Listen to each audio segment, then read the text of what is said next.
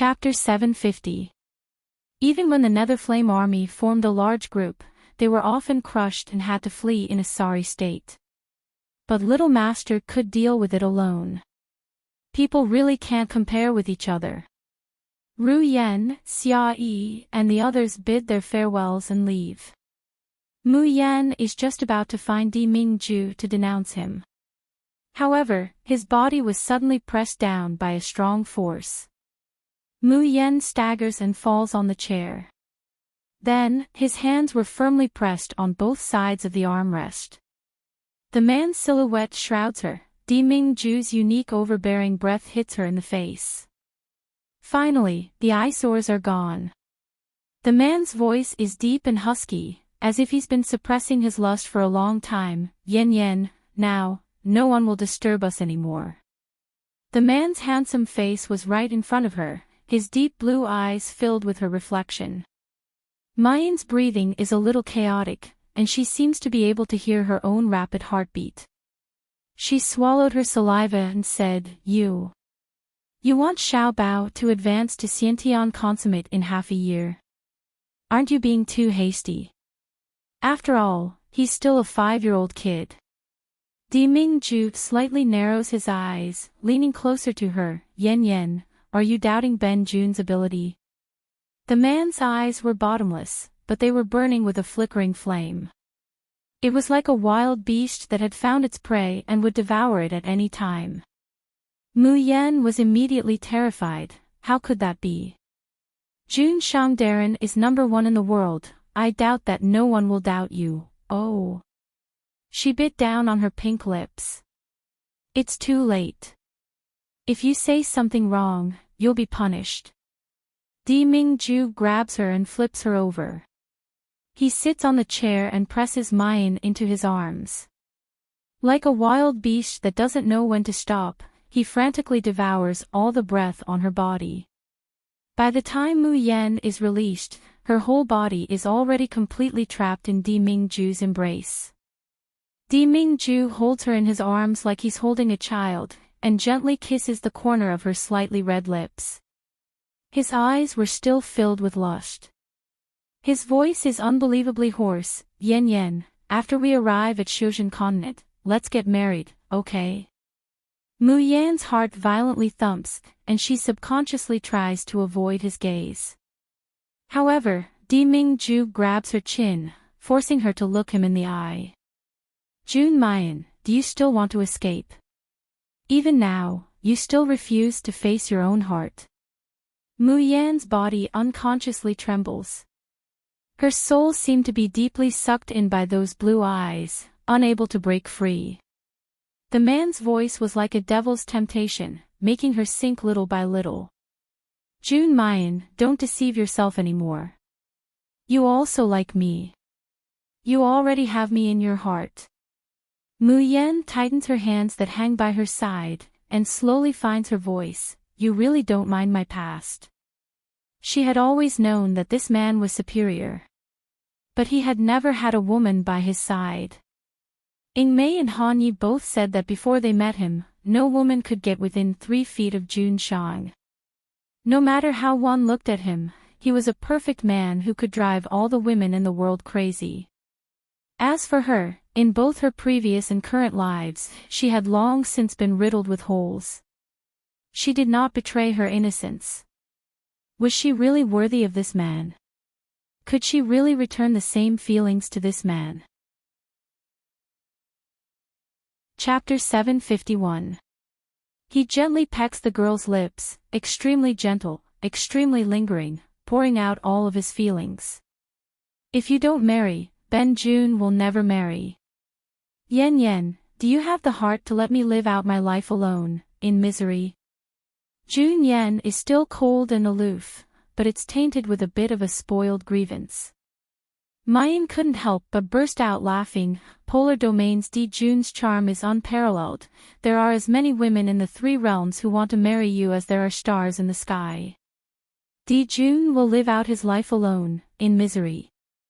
Who would believe that? But there are 3,000 waters of weakness. I only want to marry you.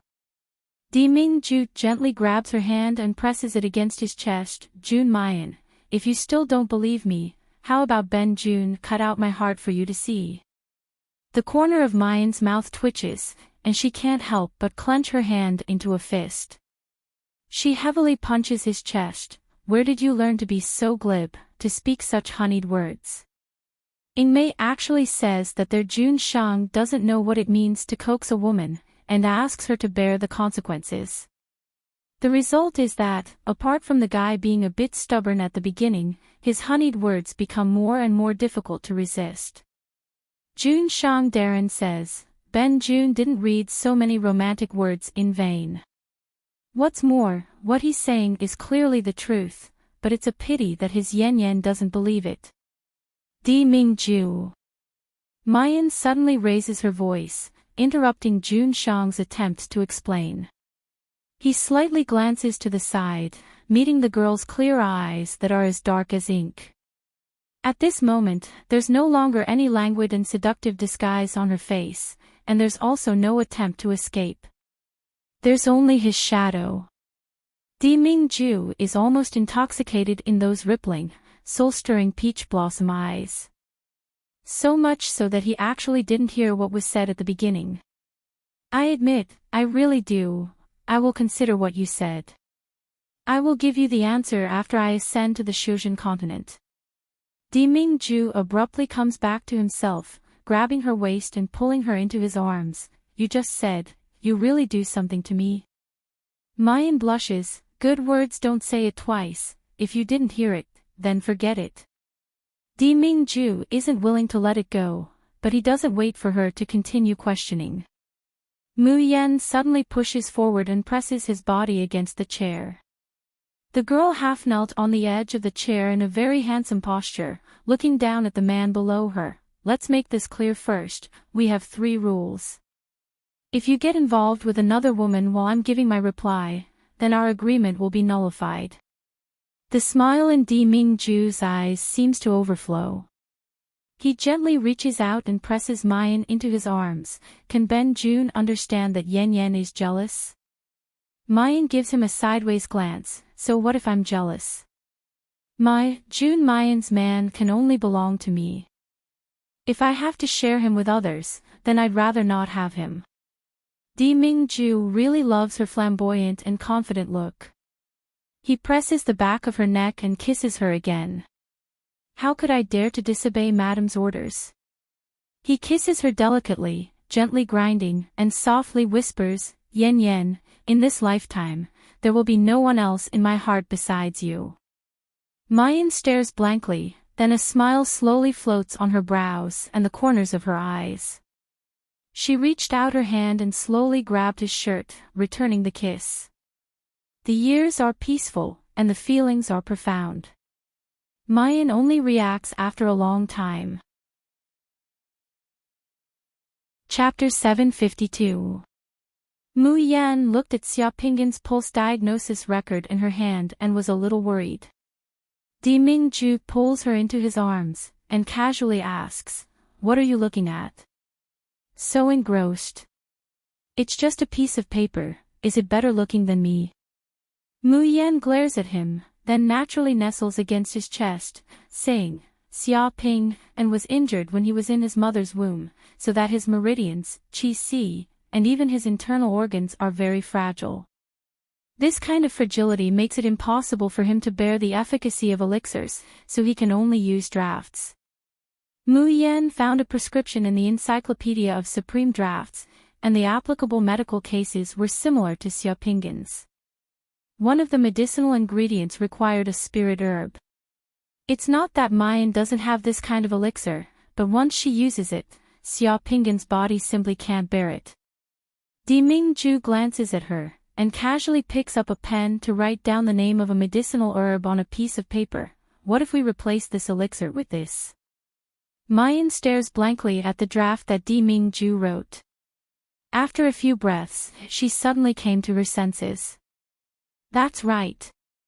She could change the medicinal herbs according to the medicinal properties. Why should she be restricted by the prescription? This was really a case of being blinded by a single leaf. replacing it with the herbs that Di Mingju had written down. Even though the medicinal properties of the supreme draft had decreased, it had become extremely mild. Even with Xia Pinggan's physical condition, he could still bear it. Just as Mayan is about to praise Di Mingju, her eyes suddenly widen. If Xia Pinggan's medicine could be changed in this way, then what about the spirit molding pill? Why did the spirit molding pill explode?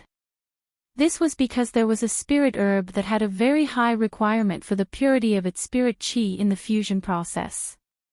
But the Yenwu continent's aura is naturally heterogeneous, and Mayan uses ordinary flames to refine it. It's simply impossible to guarantee that the spiritual energy is completely pure. Therefore, every refinement attempt failed. What if she replaces this elixir with a draft with a similar attribute? Even if the medicinal effect was slightly weakened, her cloud-born sea formation could greatly increase the medicinal effect, so it would definitely be able to make up for this weakening. The more Mu Yan thinks, the more excited she gets. He didn't want to waste even a moment. He stood up abruptly and was about to walk out. She hasn't even taken 2 steps when Di Mingju pulls her back.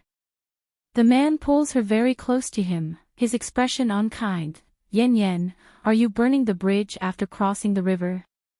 There's a joyful smile on Mayan's face, and she suddenly reaches out to hold his handsome face. Under Di Mingju's startled gaze, she lowers her head and gently kisses him on the lips. She says with a low laugh, "Baby, you're really amazing, I'll record this merit for you." Saying that, she abandons the petrified Di Mingju and hurriedly leaves. Di Mingju stiffly sits in place for a good while, only then does he reach out to touch his lips. The expression on his face seems to be an angry smile. This woman was getting more and more insatiable.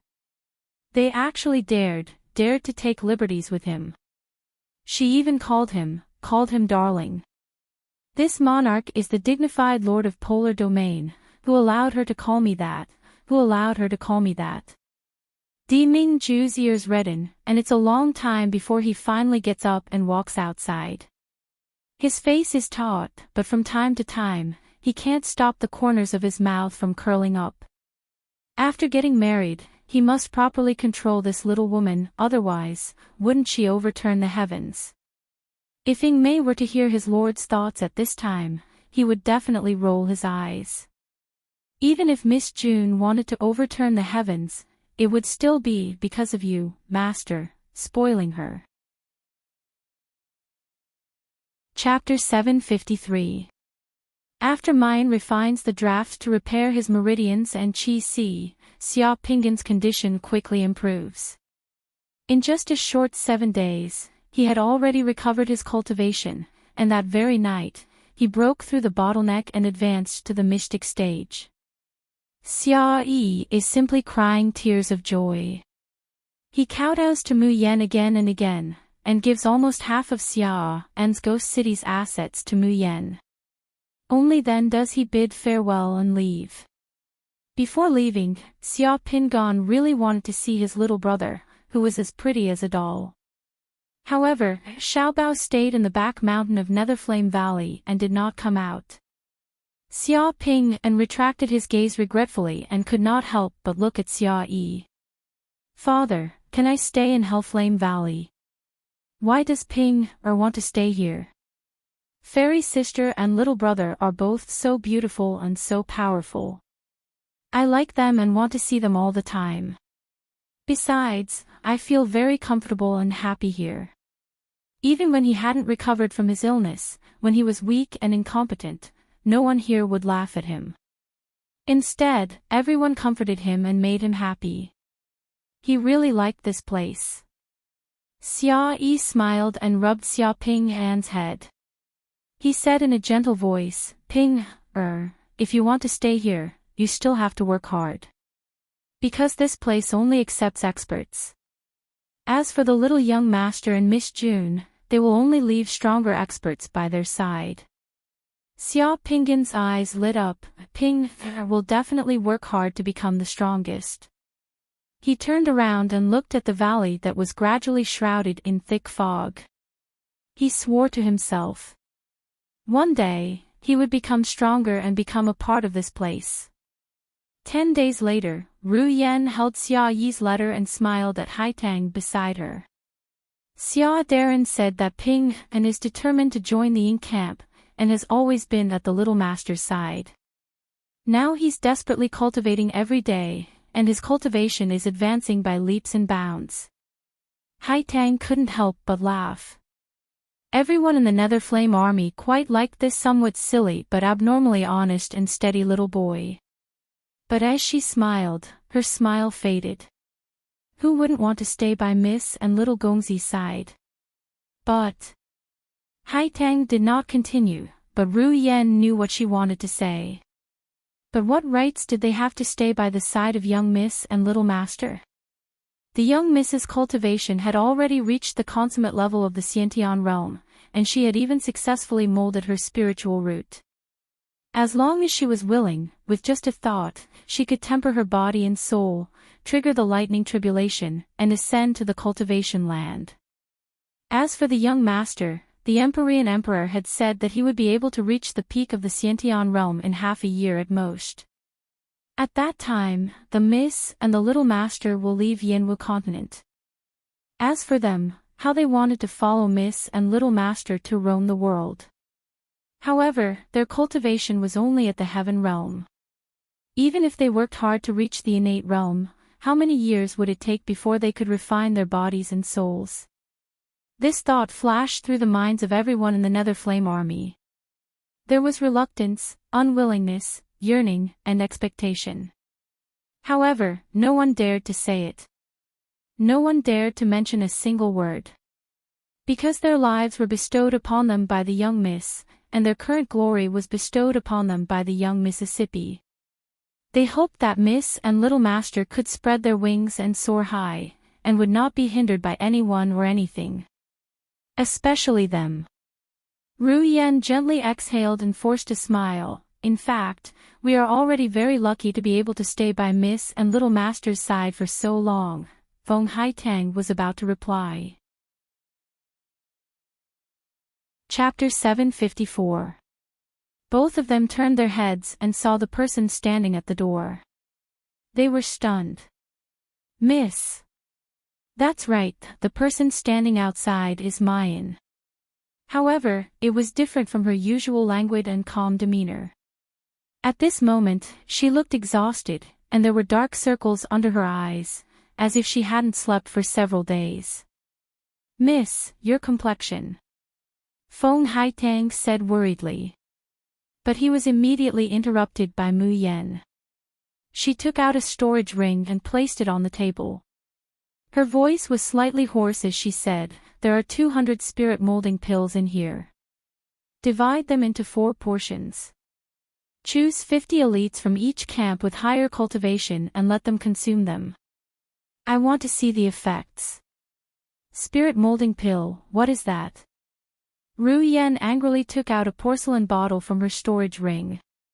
Opening the porcelain bottle, there were about 10 pills inside. Mu Yan says faintly, after taking it, as long as one's cultivation reaches the pre-celestial level, they will be able to shape their spiritual roots, temper their body, and refine their soul. It's just that because you haven't reached the Xiantian full circle and haven't been tempered by the thunder tribulation, the attribute of your spiritual root isn't very good. Most of you have 3 spiritual roots.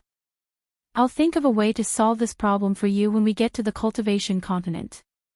Of course, if there is anyone in the Nether Flame army who is unwilling to ascend like this, I will not force them. Ru Yan's hands trembled and her legs went soft. She almost threw the porcelain bottle in her hand to the ground. Self-molded spirit root. Her tongue was stiff and her ears were buzzing. She felt like she was hearing some kind of illusion. Even Feng Haitang, who had always been a calm person, had her mouth wide open, unable to react for a long time. Miss, you really refined such a miraculous pill. Shaping the spirit root, that was shaping the spirit root. Furthermore, he could temper his body and soul and ascend to the cultivation continent without even experiencing the lightning tribulation. It must be known that there are many practitioners in the Yanwu continent who have persevered until they are over 100 years old, but are still unable to break through the bottleneck. They can only sigh as they gaze at the Shuzhen continent, which is just out of reach.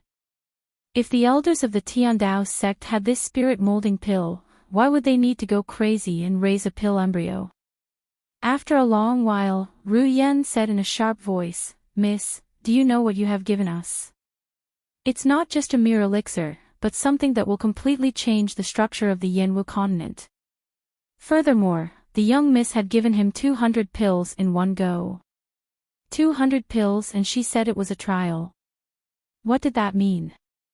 Could it be that Miss intends to move the entire Hellflame Valley to the cultivation continent? How could anyone do such a stupid and willful thing? If other people had this pill, who wouldn't hide it and not let others know about it even if they were beaten to death? But their young miss had taken it out so casually. Ru Yan's tears fell uncontrollably. She opened her mouth for a long time, but only repeated, "Miss, how can you be like this? How could this be?" Mayan is annoyed by her nagging and snappily says, "If you don't like it, then the Tianji battalion can be divided equally among the other 3 battalions." No. Ru Yan immediately clenched the porcelain bottle in her hand and shouted, "Even if I die, I won't give it to them." Feng Haitang burst out laughing. Then, his eyes redden. He takes a step forward and kneels in front of Mayan. But this time, she doesn't kowtow. Instead, she hugs Mayan's waist and softly weeps, "Miss, why do you treat us so well?" Chapter 755. "Miss, I, Ru Yan, will follow you for a lifetime, never marry, never have children. Ru Yan will only love you, Miss, for a lifetime." Mu Yan is at a loss for what to do with these 2 girls crying. She doesn't understand why they're crying like this after casually giving them some medicine. And crying is crying, can they not wipe their snot and tears on her? Refining medicine for 10 days without rest, she's very tired, she just wants to sleep, okay? Mu Yan sighs softly. Just as she is about to comfort these 2 crying women, she suddenly feels her body lighten. Feng Haitang and Ru Yan, who were holding her, have been directly thrown out. Mu Yan soars into the air and is carried by Di Mingju. He turns around and walks out. Although Feng Haitang and Ru Yan were thrown out, they aren't injured. After getting up and seeing Di Mingju carrying Mu Yan away with a dark face, they can't help but laugh. Son-in-law is jealous. Son-in-law is really too overbearing, hee. Even when a woman approaches the miss, he gets jealous. Who told our miss to be so outstanding? It's normal for son-in-law to be worried. The 2 joked for a while, then take the spirit-molding pill to Yan Haotian and Bai Chen. They want to share this great news with the rest of the Netherflame army. They want to tell Yan Haotian, Bai Chen, Guanhu, Old Tao, tell them that the miss will not abandon them. The Netherflame army can go to the Shuzhen continent together. Di Mingju carries Mu Yan all the way back to the bedroom, his face dark the whole time. The momentum of his body makes the little maid tremble in fear, almost turning around and running away. Mu Yan holds his face and smiles. "Who offended Jun Shangdaran again? Why is your face so ugly?" While talking and laughing, she also kneads his face into various shapes. Di Mingju. His little wife is getting more and more presumptuous. What to do? Does he still want his Di Jun's dignity? Di Mingju ignores Mu Yan's question, still calmly carrying her into the bedroom and placing her on the bed. Mu Yan wants to speak, but Di Mingju presses her on the bed and says with a dark face, "Sleep." Mu Yan finds that Di Mingju is really angry. She grabs his hand and gently shakes it. "Don't be angry, I won't sleep for 10 days in a row and make you worry." Di Mingju's complexion turns even darker. He almost roars out, "There's still a future." No. No. Absolutely not. Mayan is just short of pointing to the heavens and swearing an oath. She takes the initiative to kiss Di Mingju's face several times, only then does Jun Shangdaren's temper settle down. Di Mingju snorts coldly. He bears it for a while, but in the end, he still couldn't help but say, "In the future, you're not allowed to get so close to them, you're not allowed to make a move on you." Them? Who? Mayan stares blankly for a moment, then she immediately realizes it and says in disbelief, "You're not talking about Ruyen and Haitang, are you?" Di Mingju glares at her. Heavens! They are women. How can you be jealous of them?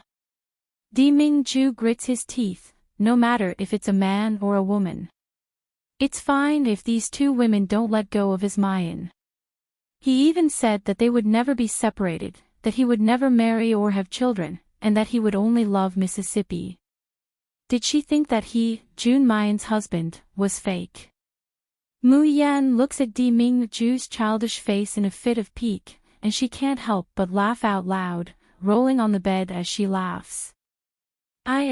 Her Jun Shang, how could he be so cute?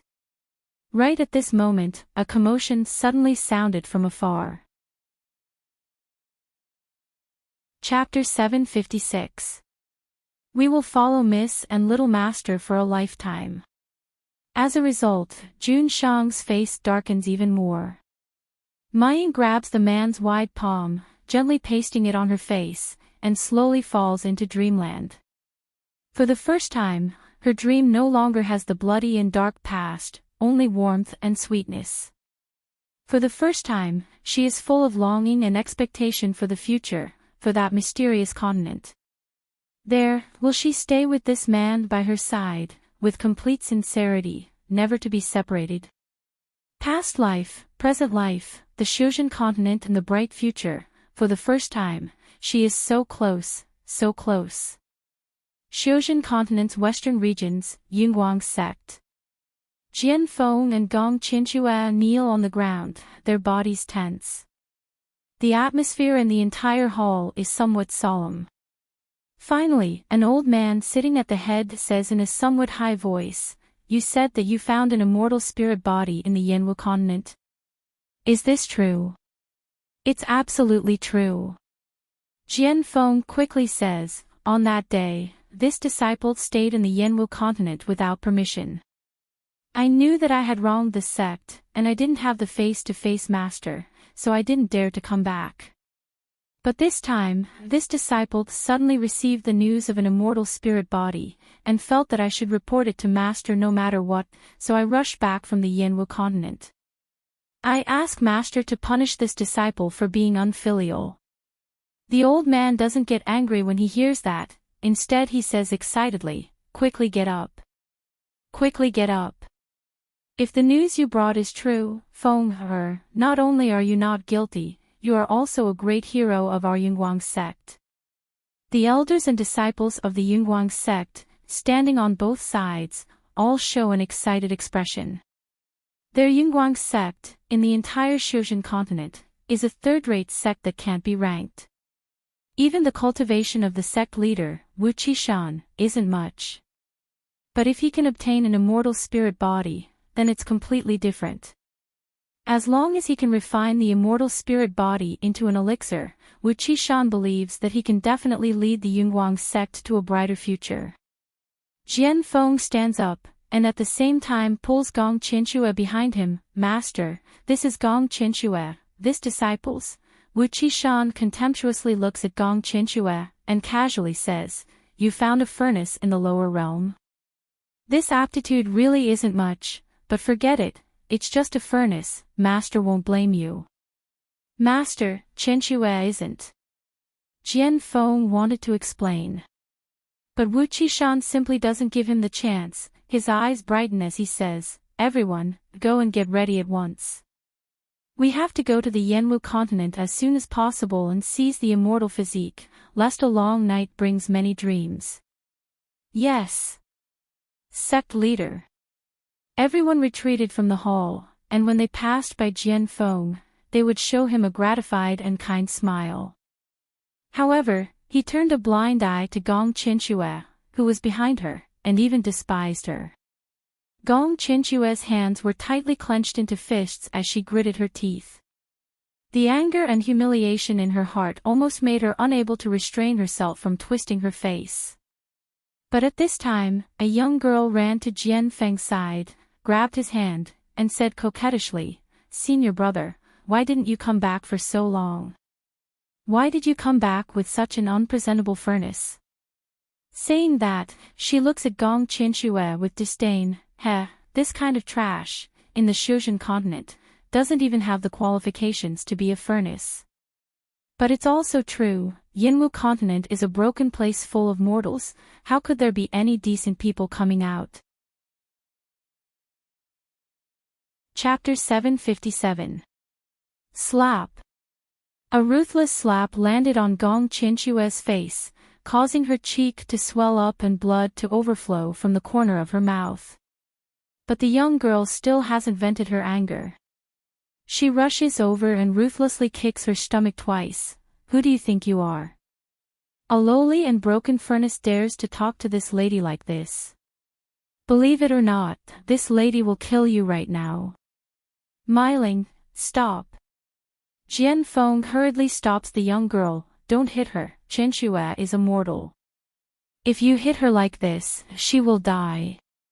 At this time, Gong Qinxue is already curled up on the ground in pain, moaning and trembling. Wu Miling is Wu Qishan's daughter, and she has always been swaggering around. Even if Jian Feng stops her, she still ruthlessly kicks Gong Qinxue twice before letting her go. "Senior brother, you have made a great contribution this time. Father will definitely put you in an important position in the future." In the future, what kind of woman can't be found? Why care about such an old and ugly furnace? If you have enough, it's better to dispose of it as soon as possible. Wu Miling arrogantly leaves. Jian Feng then helps Gong Qinxue up from the ground. "Qinxue, are you all right?" Jian Feng. Why did you let them bully and humiliate me like this? Didn't you promise that you wouldn't let me down? Gong Qinxue couldn't bear it anymore and lets out a hysterical scream. She regrets it. She shouldn't have promised Jian Feng to let him transfer the desolate energy to her body. She shouldn't have become his furnace. If not for this, how could she suffer such humiliation today? "Qinxue, they are master and junior sister after all. I can't disobey too much. But don't worry, when master and the others catch the immortal spirit body, I will definitely ask them to let you leave your furnace body." Excuses. All of them are excuses. Gong Qinxue lowers her head and doesn't speak, but her face is distorted. Sure enough, the people of this world can't be trusted. Jun Mayan, Jian Feng, Wu Miling, she won't let anyone who has humiliated her off. Jian Feng casually comforts Gong Qinxue with a few words. Seeing that she doesn't speak, he thinks that she has let it go. "Qinxue, you go to my room first, I have something to do. I'll be back in a while." Jian Feng had not returned to the cultivation continent for such a long time that he had used up all of his spiritual herbs and artifacts. That's why he was in such a difficult situation when he fought with Jun Mayan in the Yinwu continent. This time, he finally managed to return to the Shuzhen continent with great difficulty. Of course, he has to make sufficient preparations before going to take revenge on Jun Mayan. Gong Qinxue waited until the edge of the sword had left before she raised her head, revealing an expression that was half ferocious like a ghost. Just as she was about to get up and leave, she heard a commotion outside.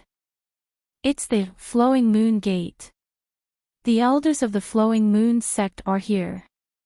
The Flow Moon sect was a sect that the Cloud Light sect depended on, and its status in the cultivation continent was far higher than the Cloud Light sect. The Flow Moon sect had many subsidiary sects, and they had never sent messengers over in the past. The people of the Cloud Light sect were caught off guard, and hurriedly ran to welcome them. Gong Qinshue's expression changed. She quietly hid in the crowd and followed him out. In front of the sect, the elders of the Flow Moon sect had arrived. However, they were surrounding a masked woman in white. Their expressions were very respectful and careful. It could even be said that they were trying to curry favor with her. Chapter 758. Wu Qishan cautiously asks, "Excuse me, Honorable Envoy, what information do you want to inquire about?" Several months ago, there was a 9-star alignment anomaly. Do you know who caused this anomaly? Where did it originate from? As long as you can provide the information, this Honorable Envoy guarantees that you will be given unexpected benefits. Gong Qinshue's pupils suddenly contract, her breathing becomes rapid. 9-star alignment anomaly, wasn't it caused by Jun Mayan? Everyone from the Yunguang sect shakes their heads. Everyone had seen the 9-star alignment phenomenon, but no one knew exactly how it had been triggered. The masked woman sighs softly, somewhat disappointed. This is already the outermost area of the Shushan continent, but there is still no news about the moon's spiritual root. How should she explain it to the sect master and young master Qingwan when she returns? After confirming that no one in the Yunguang sect knows who caused the 9-star alignment, the people of the Flowing Moon sect don't stay and leave. However, they haven't gone far. Honorable Envoy, Darren, please wait. Gong Qinshuo catches up, breathing heavily. As soon as everyone sees her, they immediately reveal a contemptuous expression. Gong Qinshuo, however, stared straight at the veiled woman, gnashing her teeth as she said, "Honorable Envoy, if I say that I know who caused the 9-star pearl anomaly, can you help me successfully temper my body and soul?" The masked woman's pupils suddenly contract, her voice seems to change. "You said that you know who caused the 9-star alignment anomaly." "That's right." Gong Qinshuo resolutely says, "Not only do I know who it is, I also know where she is." "Impossible. Don't lie." The Flowing Moon sect elder disdainfully says, "We have been searching the Shushan continent for several months, but we didn't even have a single clue. How could a waste like you know?" Gong Qinshuo sneers, her expression sinister. "That's because you don't know that the person who caused the 9-star alignment anomaly isn't in the Shushan continent, but in the Yanwu continent. She's called Jun Mayan." The masked woman's eyes widen, revealing an incredulous expression.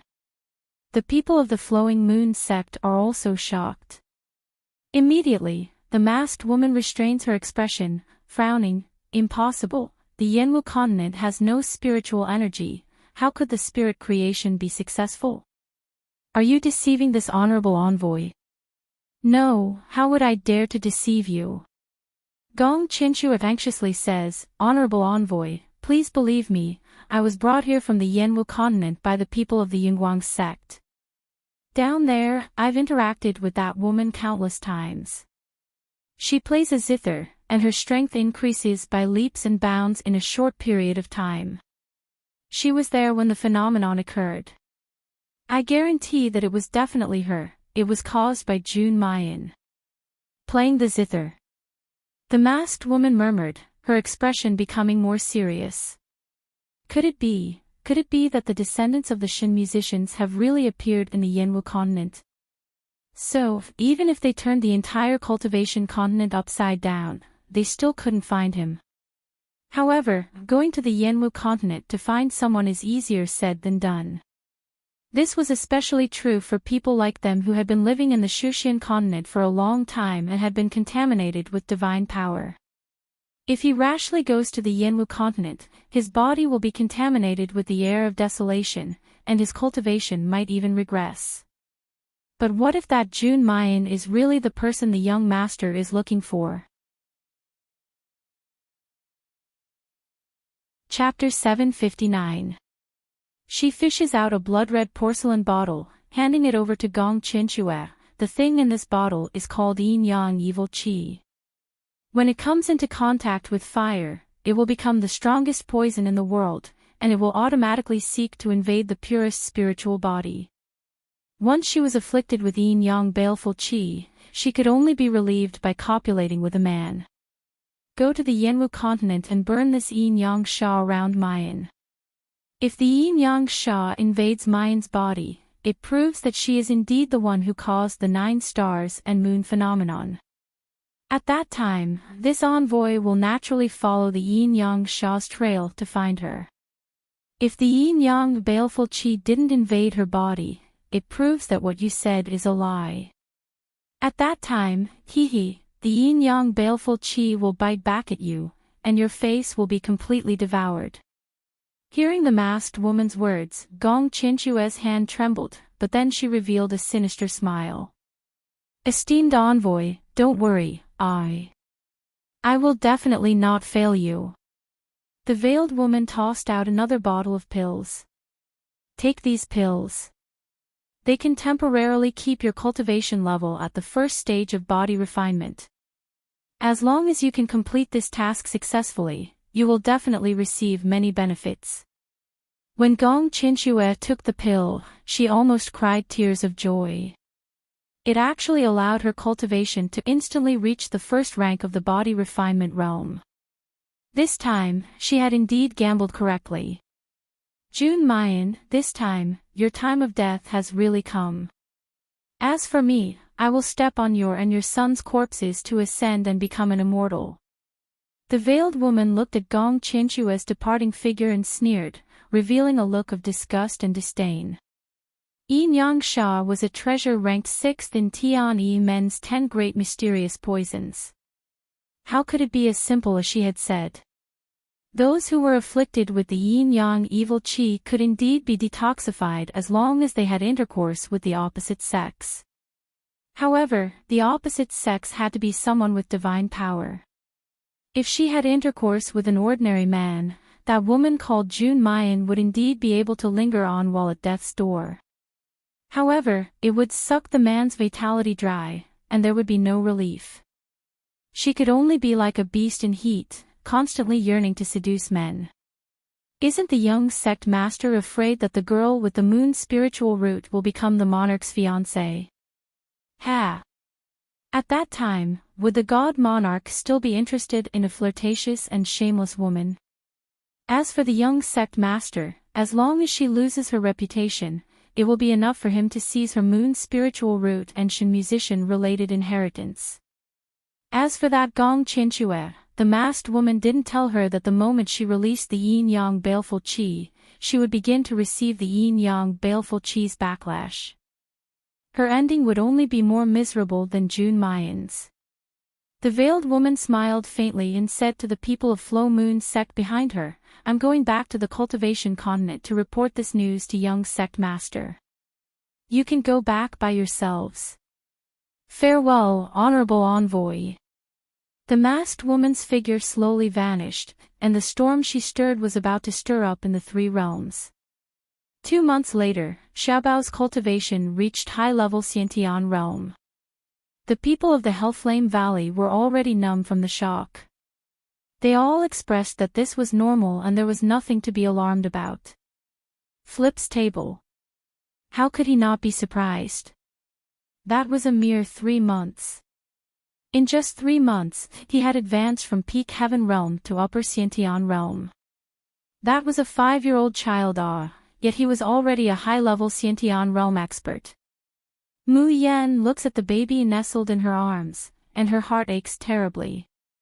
In just 2 short months, her Xiao Bao had become thinner and firmer.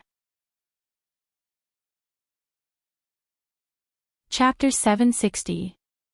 At this moment, as long as Xiao Bao appeared in any camp, the aura around him would cause everyone to keep quiet out of fear. At that moment, they completely forgot that the child was only 5 years old.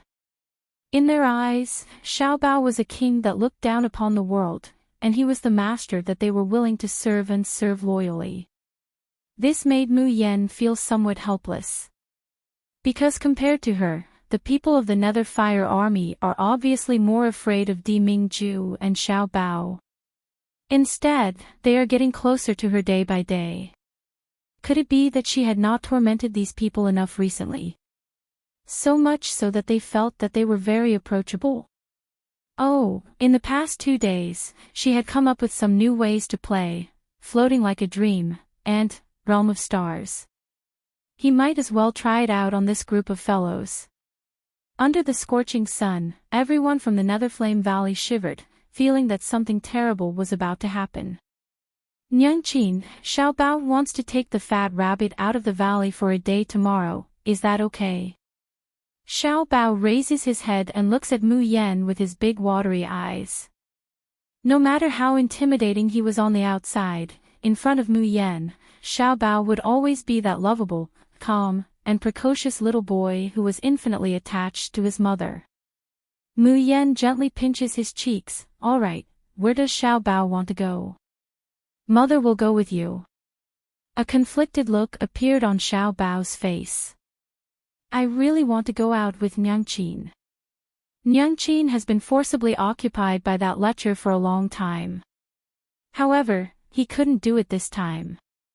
He wants to stealthily prepare a birthday present for his mother. How can he let her go with him? That wouldn't be considered a surprise. Xiaobao firmly shook his head. Mother, Xiaobao wants to go by myself. Mu Yan was a little startled. This was the first time Xiaobao refused to stay with her. She felt a little disappointed. Her Xiaobao had grown up and had his own little secrets. But Mu Yan still respects Xiaobao's wishes. Then can you bring big sister Ingmei along? No. Xiaobao shook his head even more resolutely. If big sister Ingmei knew, then the lecher would definitely know as well. He wouldn't let the lecher know about his mother's birthday and compete with him for favor. Mu Yan frowned slightly. Xiaobao immediately said, Mother, Xiaobao is very powerful. I won't be bullied. Xiaobao will also be very obedient and will definitely come back before dark. In the face of her son's rare act of acting like a spoiled child, Mu Yan is powerless to resist. Finally, Xiaobao takes Chang Yu and a few elites of the Ink camp and sets off. Looking at the figures of the group gradually disappearing into the distance, Mu Yan's heart surged with an indescribable irritation. However, when she wanted to think about it, the irritation disappeared. Mayan secretly laughs at herself for being overly suspicious. In the current Yanwu continent, there is almost no one who can beat Xiaobao. What's more, there was Chang Yu and the fat rabbit following them. How could anything happen? This is the first time that Xiaobao has made such a firm request. Mu Yan feels that as his mother, she should believe in her baby. Mu Yan tossed aside the faintly discernible uneasiness that lingered in her heart, and turned to look for the Netherflame army to test out her new, floating like a dream. Not long after, waves of ghostly wails and wolf howls came from the Hellflame Valley. At this moment, everyone in the Ink camp finally remembers the fear of being dominated by the demoness. Pooh! What she-devil? She's Miss. How could they be fooled by the gentle appearance of the current Miss? Who could tell them how to escape from the terrifying nightmare dream? Woo woo woo. Chapter 761. At least this time, the mist didn't let them take off their clothes and put on an enchanting pose for Liu Beiyu to draw awe.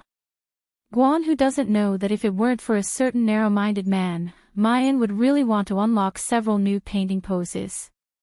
What they should thank was a certain Jun Shang's overbearing possessiveness. The sky gradually darkened and the zither music that tortured the Nether Fire army slowly dissipated. Mu Yan's hand presses on the zither strings, emitting a rapid sound. She did not look at the wailing Netherflame army below her. Instead, she raised her head and looked at the sun that was slowly setting in the west. It was already 3 to 5 in the afternoon, and Xiaobao still hadn't returned. At this moment, the sound of messy footsteps came from outside. Miss, there's an accident. The people from the Ink camp come in carrying a man covered in blood. Seeing who it is, Mayan's heart suddenly sinks. This man is precisely one of the Ink Camp elites that went out with Xiao Bao this morning. Miss, little master, he was taken away. Mu Yan quickly puts a pill into his mouth. Where is it? Who are you? Wuwang. Wuwang Mountain Range. I don't know who they are, but their cultivation is extremely high. Captain Chong Yut said they should be from the cultivation continent. Also, there's also Gong Qinchue and Jian Feng. Mu Yan's breathing suddenly becomes heavy. Another person from the cultivation continent had actually appeared. Was it because of Jian Feng and Gong Qinchue? We suffered heavy casualties, and only I managed to escape. Chong. Captain Chong chased after Little Master. Miss, you have to save them quickly. Miss, we'll immediately send troops to save Little Master. Guan Hu said anxiously. None of you move. Mu Yan shouted sternly, her expression as cold as ice. The Netherflame Valley is under emergency martial law. No one is allowed to enter or leave without orders. I'll save him myself. Miss, how could you risk your life alone? Mu Yan's gaze coldly sweeps over everyone, her voice carrying supreme majesty. Those who disobey will be expelled from the ghastly Flame Valley. It was silent below, but everyone's faces were filled with unwillingness and anxiety. Mu Yan no longer pays attention to them, but instead looks at Ing Mei. Let's go. Ing Mei hesitates for a moment, wondering if he should inform Di Mingju. In the end, he doesn't say anything and nods to follow Mayan. Jun Shang's avatar is currently handling some matters in the polar domain. If you rashly interrupt him, someone in the polar domain might discover that Jun Shang's main body isn't in the Shushin continent. The last time Jun Shang was injured and went into seclusion, it already made some people in the polar domain suspicious. What's more, it was just a bunch of clowns from the cultivation continent. At worst, she could just directly intervene and settle it for Miss June. 2 hours ago. This time, Xiao Bao came to the Wuwang Mountains to pick a very rare age-retaining flower as a birthday gift for Mu Yan. This kind of flower was very beautiful. It would change color according to the weather 24 hours a day. The most important thing is that there's a prescription recorded in the treasured canon of supreme drafts. After taking the drafts refined according to that prescription, not only can it nourish the yin and nourish the complexion, it can also keep a woman's appearance unchanged for at least 100 years. Little Master, the Miss is already beautiful enough, you still want her to become even more beautiful. How can you let other women live? An elite from the Ink Camp jokes. Chapter 762. It's just that Mayan's character is too valiant. So much so that the people of the Ink Camp often forget that their master is a stunningly beautiful girl. Xiao Bao says in all seriousness, Nyangqin doesn't have the most beautiful, only more beautiful.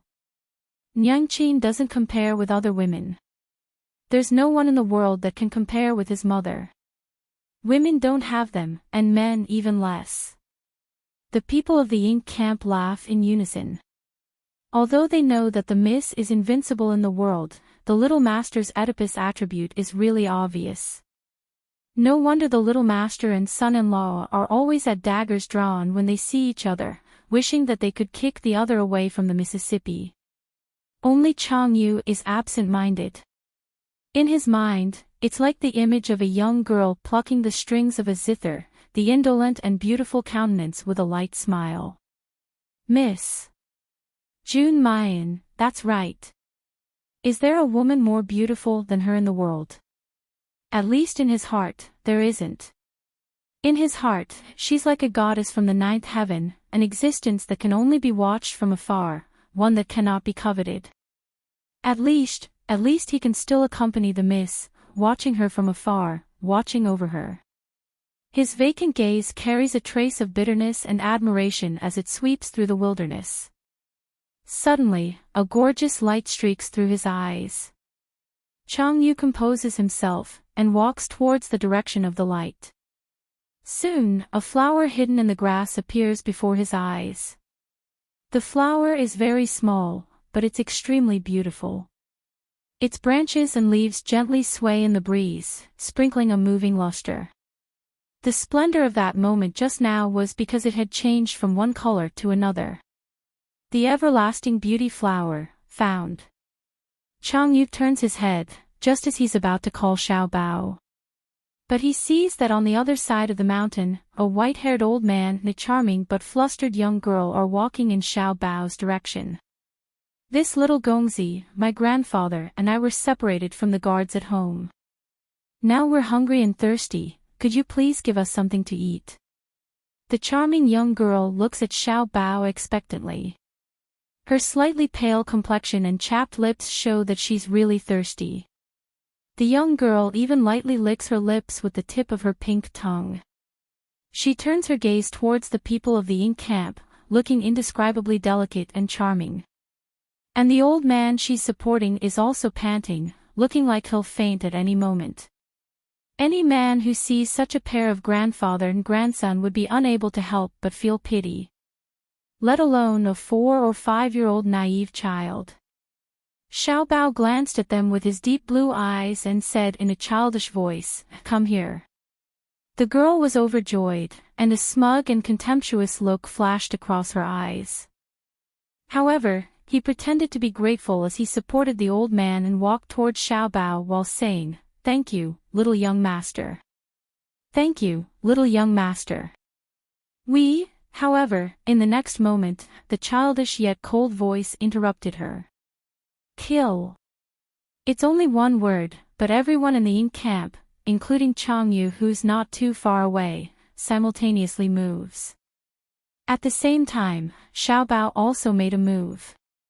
A thick profound energy and a swift and fierce killing move hurriedly attacked the young girl and the white-haired old man. Bastard! The girl couldn't dodge in time and was directly stabbed by Chang Yu's sword. Although she managed to avoid being hit in a vital spot, a bloody wound still appeared on her waist. The white-haired old man's reaction was much faster than the young girl's, but Xiao Bao's sword was also much sharper than Chang Yu's. His face, chest, and thighs had been inflicted with wounds by little Bao's sword qi, from which blood was gushing out. Chapter 763. A cold woman's voice came from the bushes beside them. Hearing this voice, Chang Yu and the people from the ink camp simultaneously stare blankly, even Xiao Bao wrinkles his brows. Not far away, people walked out one after another. The strange beasts that roamed the Wuwang Mountains during the day weren't very strong. Sensing the aura of these people, they whimpered and ran far away with their tails between their legs. Among this group of people, there were two that stood out the most. They were Jian Feng and Gong Qinxue, who were wanted by the Hellflame Valley but had disappeared without a trace. Gong Qinxue, Jian Feng, you two bastards are still alive. Hearing the ink camp's question, Gong Qinxue's eyes reveal a murderous intent, that slut Jun Mayan still hasn't died. How could I die? Today, I rose from the ashes to let that bitch have a taste of the pain I felt back then. I want her to kneel in front of me and beg for mercy like a dog. Xiao Bao sneered and said, "It's not dark yet. You start dreaming, old woman." Bah, a piece of trash like her kneeling in front of our miss and pretending to be a dog. Even our miss thinks it's dirty. I wonder who was the stray dog that fled in front of our miss a few months ago and even killed its parents with its own hands. Gong Qinxue's face twisted hideously. Who was the one who had caused her to end up like this? It was Jun Mayan. It was all Jun Mayan's fault. Jian Feng grabbed Gong Qinxue and said in a deep voice, "Qinxue, don't be impulsive. Master's business is more important." The beautiful girl who had gotten up and treated her wounds sneered, "You talk so much about how powerful you are, but it turns out that you were just a stray dog back then." I don't know what flowery words he used to deceive the esteemed envoy, but he actually bestowed you with a high-grade medicinal pill. After Gong Qinshue consumed the medicinal pill given by the masked woman, her strength directly reached the first rank of the body refinement realm. Hearing that the elixir had been given by the revered envoy, the people of the Cloud Light sect who had originally looked down on her with disdain could not help but feel somewhat fearful, and their attitudes became much more restrained. However, a cultivation vessel was still a cultivation vessel. No matter which continent they were on, they were the lowest and most despised existences. The dainty young girl was precisely the daughter of the Cloud Light sect leader, Wu Meiling. How could she look up to Gong Qinshue? Meeting Gong Qinshue's fierce gaze, she sneered, "What are you staring at, slut? Did I say something wrong? You're just a lowly furnace. What qualifications do you have to be on equal footing with us? Do you really think that Senior Jian Feng will marry you?" Gong Qinshue's expression was cold. What she hated the most right now was people mentioning her as a human cauldron. Her hatred towards Jian Feng and the Cloud Light sect deepened. "That's enough. Let's not talk too much. Let's capture the immortal body first," Wu Qishan said from the side. As he spoke, he looked at Little Treasure with burning greed in his eyes. "Little fellow, this old man can give you a chance. Come with me obediently, and this old man will spare your subordinates' lives. What do you think?" From the moment these people appeared, Chang Yu's expression became more and more solemn. He could clearly feel how powerful these people were. Moreover, the aura coming off their bodies is definitely not something that a person from the Yanwu continent would have. Chang Yu sucked in a deep breath and shouted in a deep voice, "You guys bring the little master away first, I'll stop them." "Captain! How could we leave you behind?" Chapter 764. The eyes of everyone in the Yin camp suddenly turn sour and unbearable, but their eyes slowly become resolute and boiling hot. That's right, they are the Nether Flame Army, fearless and unstoppable. Brothers live together, die together. In the silent and austere jungle, the smell of blood pervades the air. Wu Qishan gasps violently, holding the already unconscious Xiao Bao in his hands. He glances at the Yin camp members lying in a pool of blood, his heart overwhelmed with shock. He originally thought that dealing with a few mortals of the Yanwu continent would be as easy as turning his hand over. He didn't expect that the strength of these people would be so frightening. Especially this child with the immortal spirit body. He's clearly only 4 or 5 years old, but his strength is actually frightening to such an extent. People from the Shuzhen continent would have their cultivation suppressed when they come to the Yanwu continent. Wu Qishan is also afraid of harming the baby's immortal spirit body, and almost capsized in the hands of this child. Later, he had to use Yingguang sect's unique elixirs to knock this little baby out. Even so, these people still killed 4 of his disciples. 4 disciples with a body-forging cultivation were actually killed by a group of mortals who don't even know what spiritual power is. Wu Qishan's expression is a bit unsightly. It seems that he has underestimated the people of the Yanwu continent. Even a 4 or 5-year-old child is so powerful, then what about that woman called Mayan? What kind of strength would that be? How troublesome would that Nether Flame Valley be? Wu Qishan's face darkens little by little. His gaze falls on the unconscious child, a scorching flame ignites in his eyes. He is determined to obtain the immortal spirit body. "Meiling, take your fellow apprentices and silence these people," he says in a low voice. "Jian Feng, immediately find a quiet and remote place, Master wants to refine an elixir at once." No matter where it is in the 3 realms, the immortal spirit body is a treasure that everyone fights over. If he were to bring it back to the Shuzhen continent, there's no telling if the Yingguang sect would be able to keep it. It should be known that when the immortal spirit body crosses the space barrier, it will inevitably cause a big commotion. It's impossible to not attract the attention of other sections. It would be better to refine the immortal spirit body into an elixir here, and wait until his strength has advanced by leaps and bounds before returning to the Shuzhen continent. Although the Yanwu continent's atmosphere is barren and heterogeneous, even if the elixir only absorbs half of the immortal spirit body's effect, it would still be enough for his cultivation to advance by leaps and bounds. Changyu felt a chill run down his spine. The pungent smell of blood filled the tip of his nose, and all his consciousness seemed to be far away from him. He absent-mindedly opened his eyes and saw that Xiaobao was being carried in someone's arms and was moving away bit by bit. The words of those people reverberated faintly in his ears, immortal spirit body. Refined into a medicinal pill, they wanted to kill the little master. No. How could that be? Little master was young Miss Life, the source of all of young Miss happiness. Without the little master, the young miss would never be able to be happy. He won't allow anyone to hurt Mayan, he won't allow anyone to take away everything that Mayan cares about. In a trance, a scorching flame sprang up from his body. An energy that came from the depths of his memories rushed into his body. The memories that had disappeared from his mind once again came back intermittently. He isn't someone from the Yanwu continent. He came from the cultivation continent. His power was sealed the moment he fell, along with his memories. Changyu still couldn't remember who he was or where he came from. Chapter 765. Junior sister, these people are already dead, only these two still have a breath left. A Yunguang sect disciple kicks Changyu and another member of the Ying camp in front of Wu Meiling. An insignificant group of mortals actually dares to hurt this miss, I'll slice off your flesh piece by piece right now.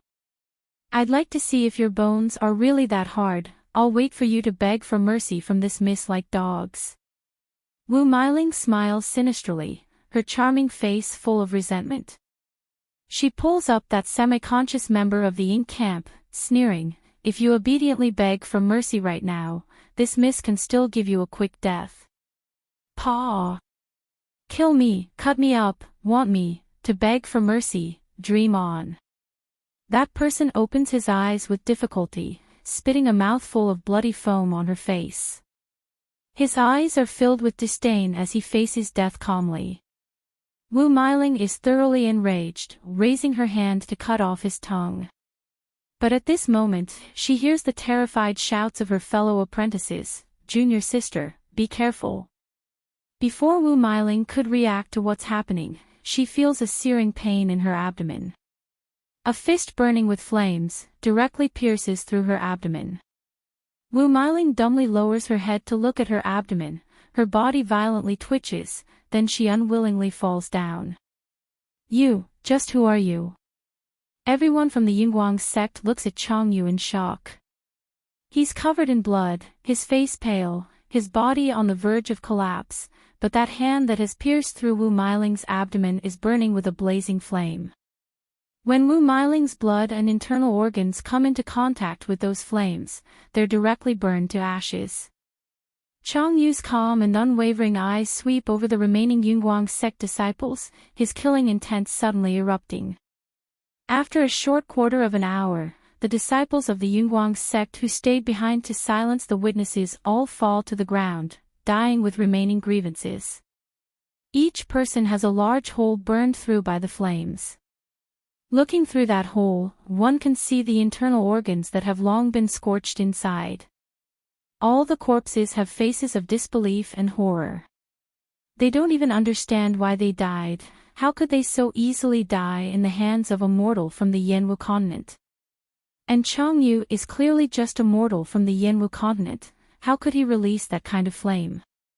Changyu's body shakes, he suddenly spits out a mouthful of blood. He can no longer support himself, kneeling on the ground. Captain! Are you okay?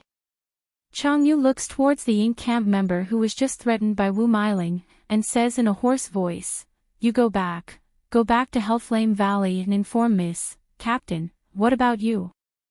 I'll chase after the young master. Changyu fiercely bit the tip of his tongue and stood up shakily. I will never allow anyone to hurt our little master. After Changyu and that member of the ink camp have left, Wu Meiling, who's lying on the ground like a corpse, suddenly inhales a mouthful of cold air, letting out a painful groan. Her abdomen was gurgling with blood, and her intestines were protruding out of her body. She had never felt such pain before, and she couldn't help but cry and wail. Father, senior brother, it hurts. Save me. Save me. Woo-woo, suddenly, she saw the medicine pouch not far away. That was a pill that Wu Qishan had specially refined for her, and there were many life-saving medicines inside. Great, as long as she took the pill, she would be saved. Wu Meiling crawled towards the medicine pouch with difficulty, her eyes filled with the desire to survive. Chapter 766. Wu Meiling cries out in pain. She raises her head and grins maliciously at Gong Qinxue. Gong Qinxue, what are you doing? Let me go. Wu Meiling eagerly shouts, quickly give me the medicine pouch. Give you the medicine pouch. Gong Qinxue picks up the medicine pouch and giggles, Wu Meiling, do you think I'm that stupid? After you've survived, you can properly humiliate me. Gong Qinxue, you, don't talk nonsense. How could I humiliate you? Give me the medicine pouch, I'll go back and guarantee that I'll tell my father to accept you as a disciple. I'll also let brother Jian Feng marry you. I beg you, quickly give me the medicine pouch. Gong Qinxue looks at her pleading appearance like a dog, and she can't help but laugh heartily, feeling indescribably carefree. Under Wu Meiling's expectant gaze, Gong Qinxue opens the medicine pouch. The medicine inside tumbles out, and she crushes them one by one. Wu Meiling suddenly widens her eyes, letting out a hysterical scream, Gong Qinxue, you slut, you actually dare to destroy my medicine, my father won't let you off, oh. A foot ruthlessly steps on her wound, until Wu Meiling's eyes turn white, and she completely stops breathing. Gong Qinxue delightedly looks at her appearance of dying with everlasting regret, and giggles. Then the laughter gets louder and louder, approaching insanity. Jun Mayan, Wu Meiling, Jian Feng, Yunguang Sect, all the people who have offended her, Gong Qinxue. She wants them to die a horrible death.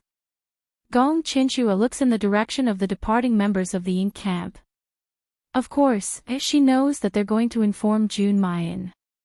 But Jun Mayan has come, and she's fighting with the people of Yunguang's sect, so she can profit from it. Jun Mayan, don't let me down. The yin-yang demon in my hands is hungry and thirsty, waiting to send you to hell. Miss, found it, it's here.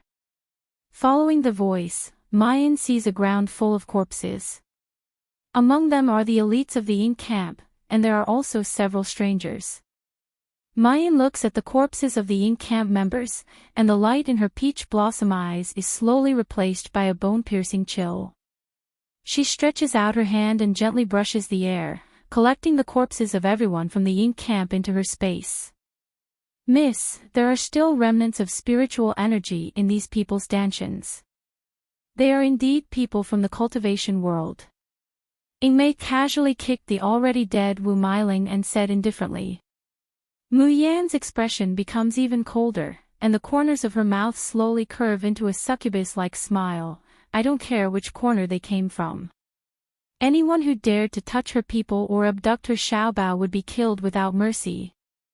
Mu Yan quickly found the traces left by Changyu on the tree trunk. The two of them chased after him as fast as lightning. At the western end of the Wuwang mountain range, they saw Changyu being besieged by several practitioners. Changyu's condition was very bad. His clothes were soaked in blood. Even his eyes were covered with cigars, and there was a deep scar from his forehead to his left cheek. But his eyes were as ferocious as a wild beast's, and he had no intention of retreating. With every punch, flames burned and could cause Ashoja to wail in pain. The Cloud Light sect disciples looked at Changyu with fear in their eyes. Chapter 767. Yes, as long as you are willing to stand by and do nothing, our Cloud Light sect guarantees that we will not act against you. On the contrary, no matter how powerful you are only one person. Do you really think you can contend against my entire Cloud Light sect? Changyu's blood-red eyes swept across the people surrounding him, his hoarse voice filled with a thick killing intent.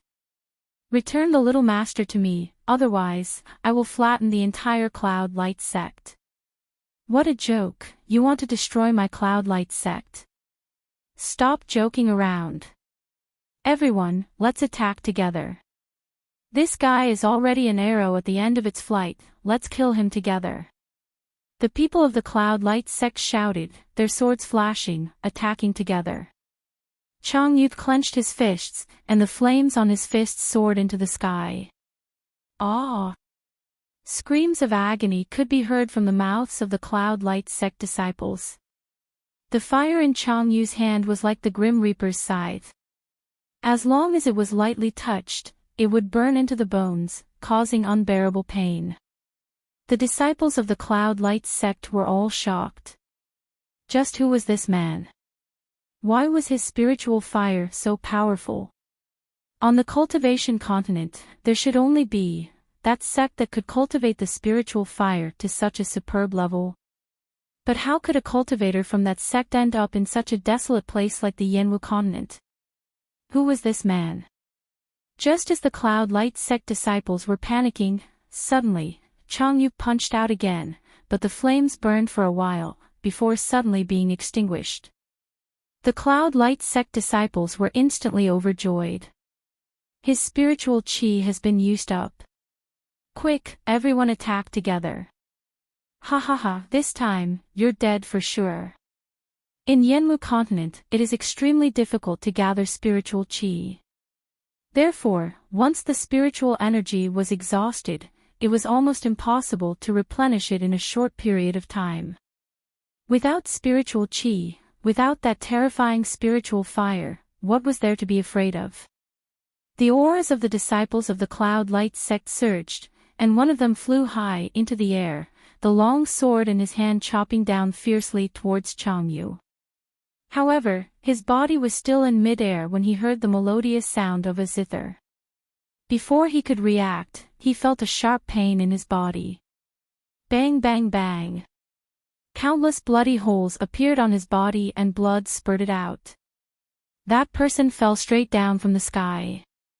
Changyu stood there in a daze, his body unable to support himself, swaying a little. In his ears, he seemed to hear the zither music that he yearned for day and night. The tip of his nose was slowly entangled with that unforgettable fragrance. Was she here? Was she finally here? That was great. Little Master could be saved. She wouldn't be sad anymore. Changyu's body swayed and suddenly collapsed.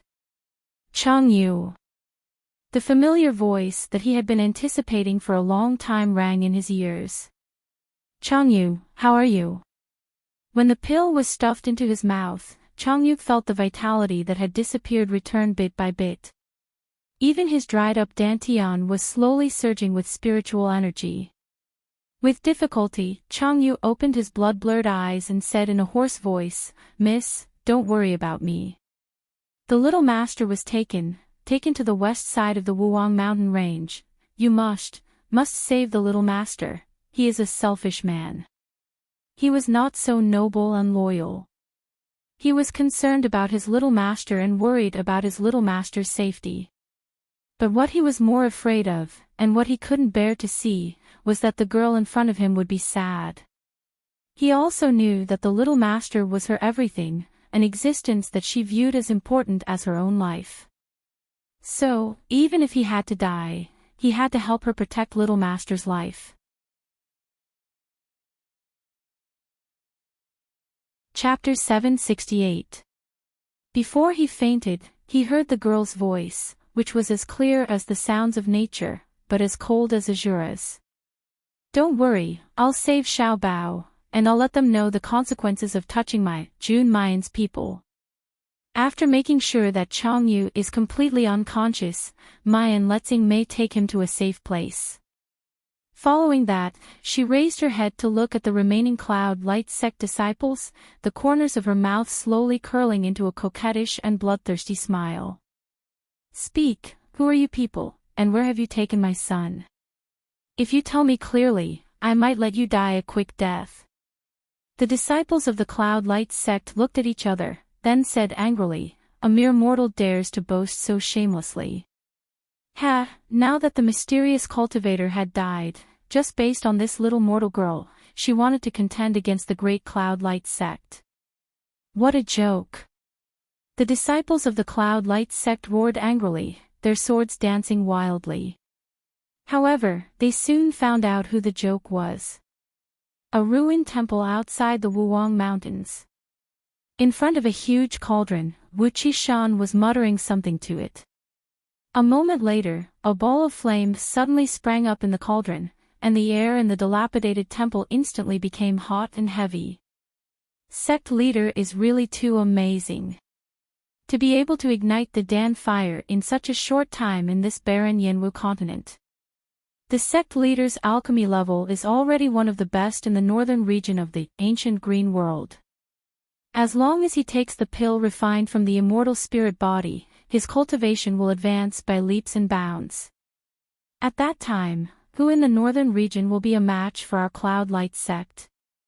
Wu Qishan listened to his disciples' praises and felt an indescribable joy in his heart. He knew that this was an extremely rare opportunity for him and the Cloud Light sect. If he grasped it, he would be able to soar into the sky. Bring the celestial physique over. Just as Wu Qishan finished speaking, a disciple of the Cloud Light sect exclaimed, "Master! Quick, look, immortal spiritual body. Immortal spiritual body." Everyone looked towards the source of the voice, and they saw that the child was no longer where little Bao had been lying unconscious. In its place was a huge, round, white ball of fur. What is this? Wu Qishan was furious. Where is my immortal physique? The people of the Cloud Light sect looked at each other, their expressions all filled with shock. How could the celestial physique disappear?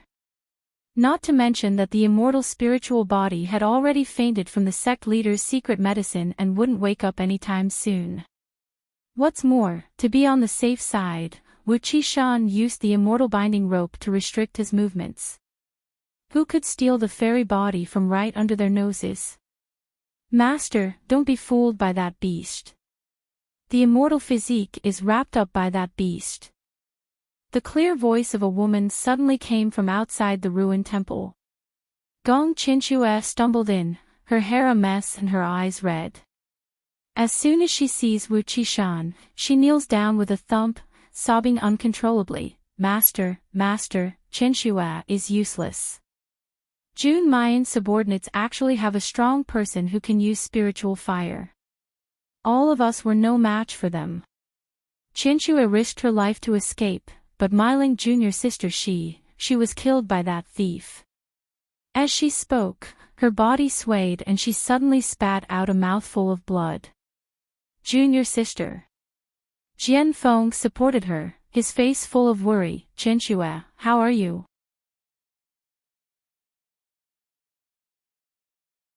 Chapter 769.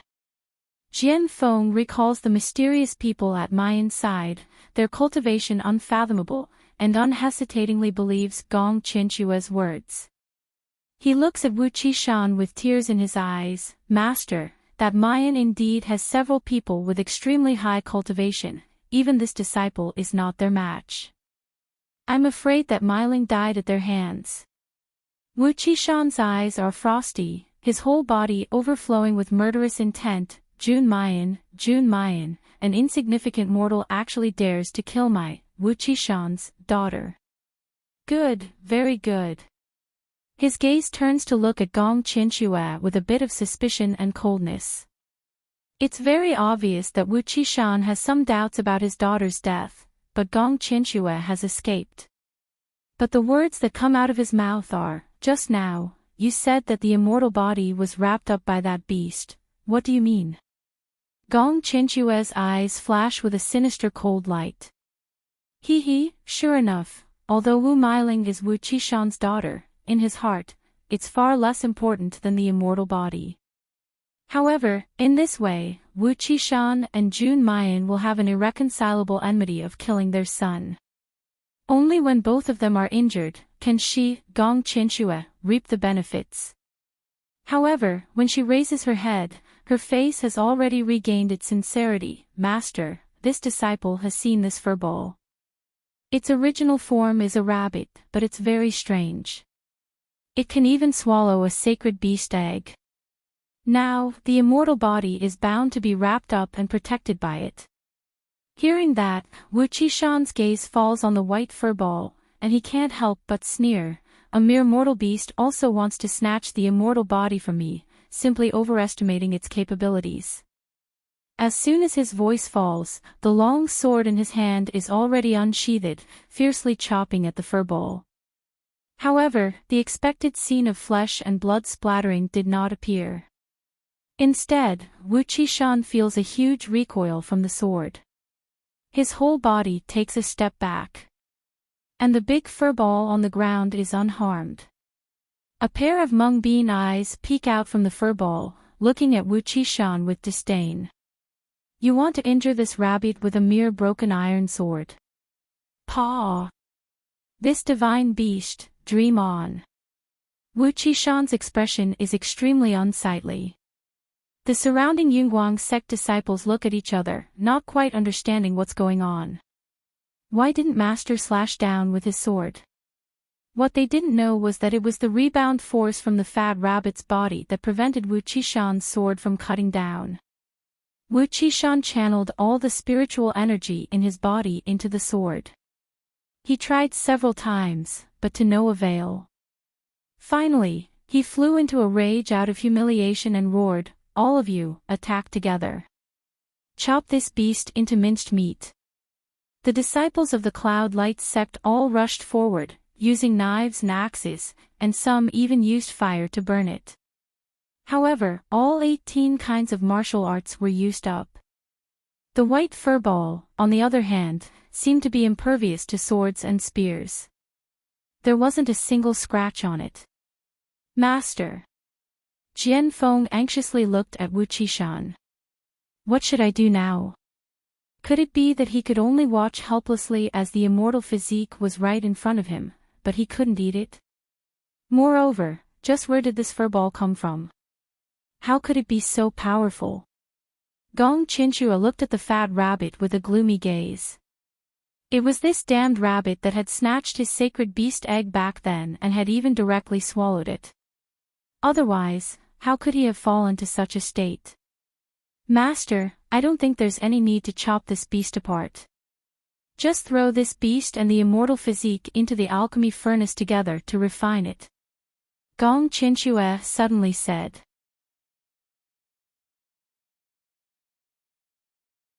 Chapter 770. She did not believe that this beast could even resist spiritual fire. Hearing this, Wu Qishan's brows furrowed. He did not know what breed this rabbit was, but if its body contained poison or desolate air, then the effects of the medicinal pills that were refined would be greatly reduced. But right now, he could not care less.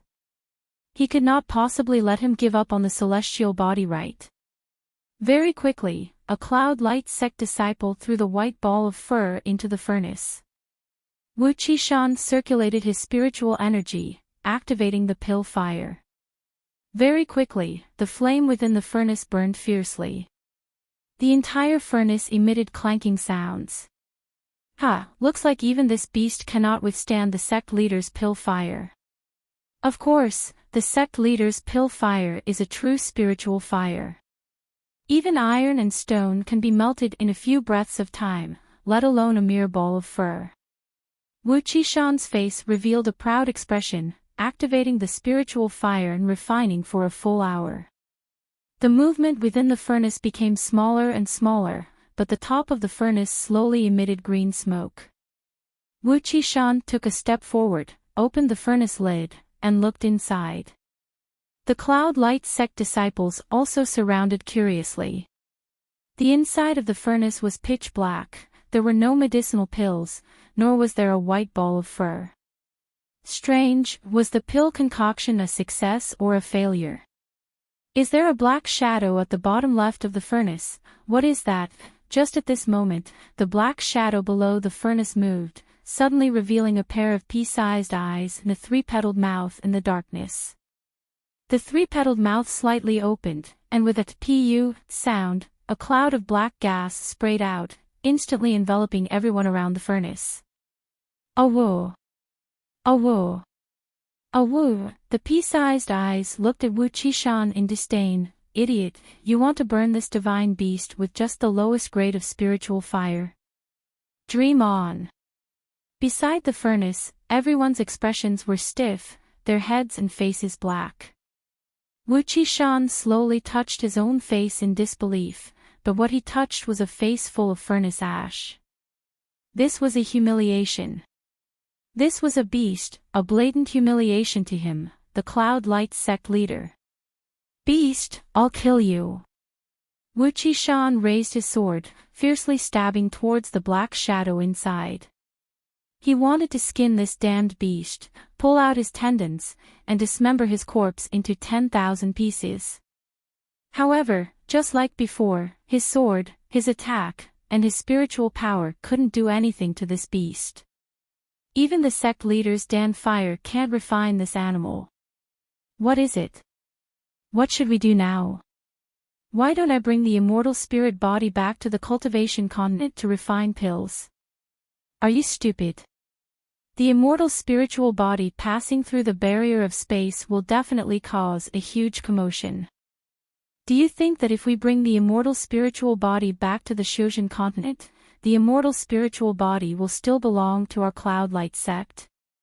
But even the sect leader can't do anything to this beast. Hearing the whispered discussions of the Cloud Light sect disciples, and seeing the disciples who had originally worshipped him reveal suspicious and uneasy expressions, Wu Qishan's face twisted. Then, a look of determination flashed across his eyes, as if he had made up his mind. I didn't want to use this thing in the cultivation continent, Wu Qishan said in a low voice, as he took out a translucent stone that was completely fiery red from his chest. His gaze gloomily stared at the black, fat rabbit in the furnace. Raging Flames Fire Crystal. It can raise the grade of spiritual fire to the 3rd level. But it will instantly consume a large amount of my spiritual energy.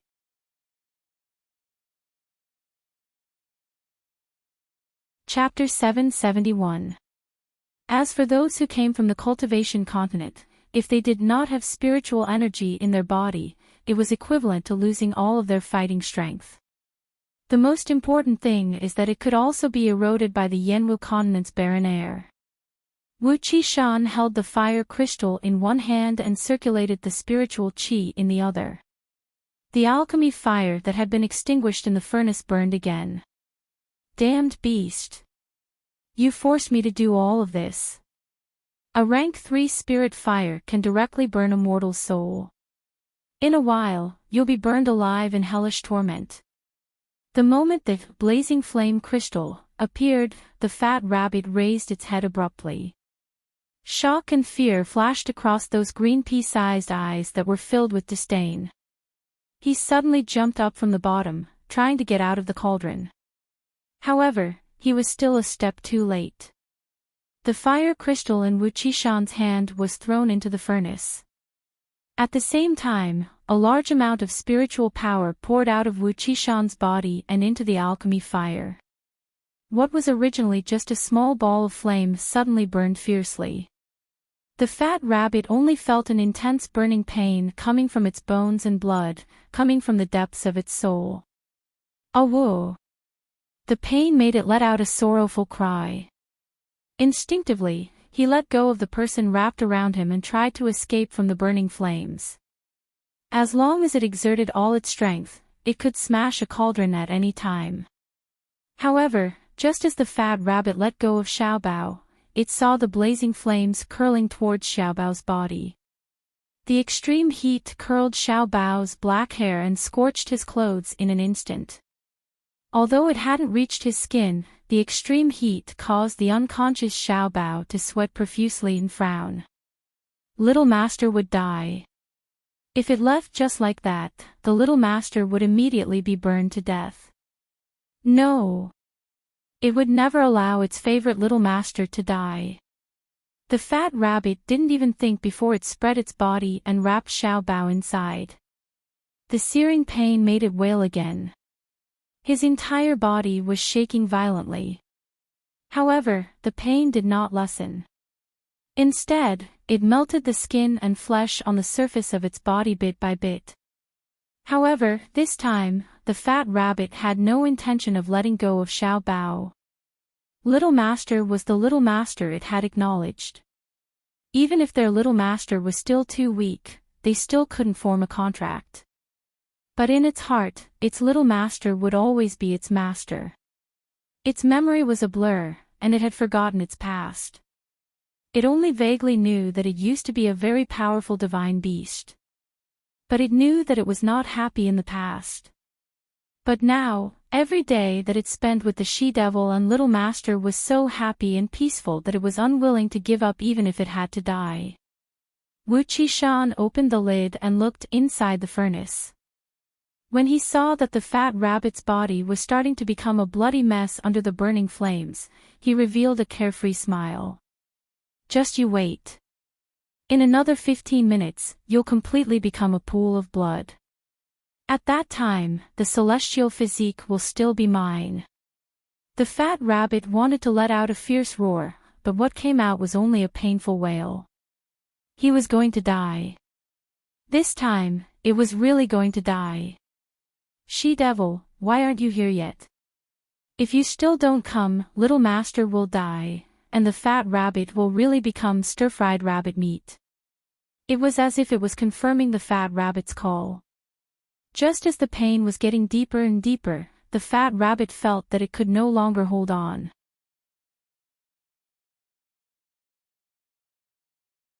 Chapter 772. A loud noise came from outside the door. Then, the hurricane swept through every corner of the dilapidated temple with the sonorous sound of the zither. The instant the Cloud Light sect disciples heard the Guqin music, they all felt the blood in their bodies churn, and they broke out in cold sweat. Some of the weaker ones even had blood dripping from the corners of their mouths. Even Wu Qishan was forced to take a few steps back under the attack of the strong wind. Mayan walks into the dilapidated temple step by step, her clothes fluttering despite the lack of wind. The dim light from outside shone in, gently enveloping the girl's figure. Her snow-white skin was sparkling and translucent, and her beautiful peach blossom eyes were sparkling. The girl who walked in slowly was so beautiful that she didn't look like a real person in the mortal world. She had a transcendent beauty and serenity. But the murderous intent in her eyes seemed to freeze at this moment. The moment the Cloud Light sect disciples met her eyes, they could not help but shiver. Right at this moment, the nearby cauldron suddenly shook violently again. Because Wu Qishan had been forced to retreat, there was no one controlling the pill fire in the cauldron, and the power of the seal was greatly reduced. "Awo!" The fat rabbit cried out and suddenly jumped up, knocking open the top of the half-covered furnace and jumping out. The burnt and mangled body stretches out, and a small, unscathed figure appears in front of Mayan. It was Xiaobao. Mu Yan's pupils suddenly contract. She quickly crouched down and took Xiaobao into her arms. He only heaved a sigh of relief after making sure that his darling wasn't injured and had only fainted. "Awo!" The fat rabbit raised its burnt black and bald head and let out a sound as if it was asking for credit. "It's me. It's me. It's all because I protected the Little Master. Female devil, isn't this rabbit powerful?" Mu Yan raises her head, her line of sight falling on the fat rabbit. However, he did not worship or praise it as he had expected. Instead, his body suddenly swayed, and a sharp killing intent and intense heartache condensed in his eyes. Mu Yan gently picks up the fat rabbit and feeds it an elixir refined using the cloud birth and sea formation. The fat rabbit moved its mouth and swallowed the pill with great effort. However, the injuries on its body did not show any signs of improvement. His badly mutilated body trembled slightly, even though his beady eyes were filled with pride and arrogance. But everyone knew how much pain it was in at the moment. Mu Yan's nose feels sour, and the rims of her eyes are a little warm. Xiao Bao stirred in his bosom, and with a soft snort, he opened his eyes. Nyangqin. Seeing Mu Yan close at hand, he happily called out and tightly grabbed the corner of Mu Yan's clothes. When he was unconscious, he was not worried at all. Because he knew that his mother would definitely find him and save him. However, he could not help but feel dejected. In the end, he was still too weak. If he encountered a true powerhouse, he could only rely on his mother to save him from danger.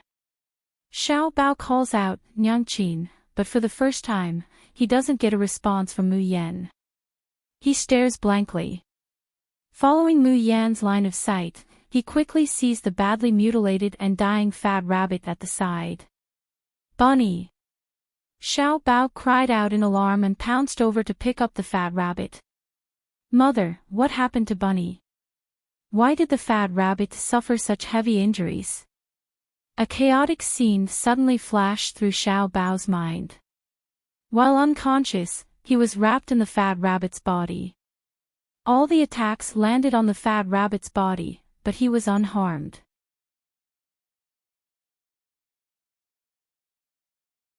Chapter 773. Its big blue eyes seemed to be in a daze as it stared unblinkingly at the fat rabbit. Tears welled up in his eyes and slid down from the corner of his eyes. The little hand stretched out, trembling as it wanted to touch the fat rabbit's body, but it didn't dare to. Bun Bun, you became like this to protect me, to protect me. Xiao Bao's body trembled, and tears streamed down his cheeks like spring water. Awoo, the fat rabbit's voice became weak. He raised his green beady eyes and glanced at Xiao Bao, his pitch-black, three-petaled mouth opening. It was as if it was saying, Little Master, don't cry, this rabbit likes Little Master the most. Mu Yan's heart aches as she pulls Xiao Bao into her arms. Xiao Bao finally couldn't hold it in any longer and burst into tears. He grabbed Mu Yan's clothes tightly and sobbed, Nyangqin, Xiao Bao doesn't want Bunny to die. Can you save Bunny? It's all Little Treasure's fault. It's all Little Treasure's fault for not obediently running out, causing the fat rabbit to be injured. Mother, will the fat rabbit die? Don't let it die, okay? Mayan can't help but burst into tears. She gently wipes away Xiao Bao's tears. Clenching her teeth, she slowly makes a decision in her heart, Xiao Bao, be good, don't cry, Nyangqin will definitely save the fat rabbit. The fat rabbit won't die. In fact, with Mayan's current cultivation and skills as a Shin musician, she simply can't save the fat rabbit. She didn't know what kind of beast the fat rabbit was, or even whether it was a sacred beast or a divine beast. However, she knows that most of the herbs in the Yanwu continent are useless to the fat rabbit. Even if she used the cloud-born sea knot to refine the pill, it could at most let the fat rabbit replenish a little energy and eat it as a snack. When it's really seriously injured, Mu Yan discovers that even the Shin musician's skills can't make the fat rabbit recover. Hearing Mu Yan's promise, Xiao Bao suddenly raises his head and looks at Mu Yan anxiously, Nyangqin, is what you said true? Will the fat rabbit really not die? The fat rabbit also lifts its head, mung bean-like eyes staring unblinkingly at Mayan, Awoo. This rabbit is living happily, and this rabbit doesn't want to die. Female devil, you have a way, hurry up and save this rabbit. At most, this rabbit will never call you a she-devil ever again. Mu Yen gently pinched Xiao Bao's face and said with a smile, when has Nyingqin ever lied to you, you're Jun Mayan? Ha, a mere mortal has such a big tone. Do you think that a living being burned by the raging flame fire crystal can be saved? What's more, this Yanwu continent doesn't even have spiritual power. Before Mu Yen could finish speaking, she was already interrupted by Wu Qishan. He stared at Mu Yen sinisterly, and said coldly, I'm warning you, if you know what's good for you, immediately hand over the immortal spirit body. Otherwise, don't blame me for being impolite. Mu Yen frowned slightly. This Wu Qishan's cultivation was very high. Currently, Mu Yen is still not very clear about the cultivation system of the Xiuzhen continent, and also does not have a clear understanding of her own cultivation level. However, she could sense that Wu Qishan's spirit cultivation level was higher than hers. But a high cultivation doesn't mean that Mu Yen can't defeat him. In fact, Mayan doesn't care about any of the people in this dilapidated temple. When she came in just now, if she had discovered that her baby was already dead, she would have died. She would definitely go on a killing spree and slaughter all these scum. But now, she can't. The fat rabbit's vitality is weakening little by little.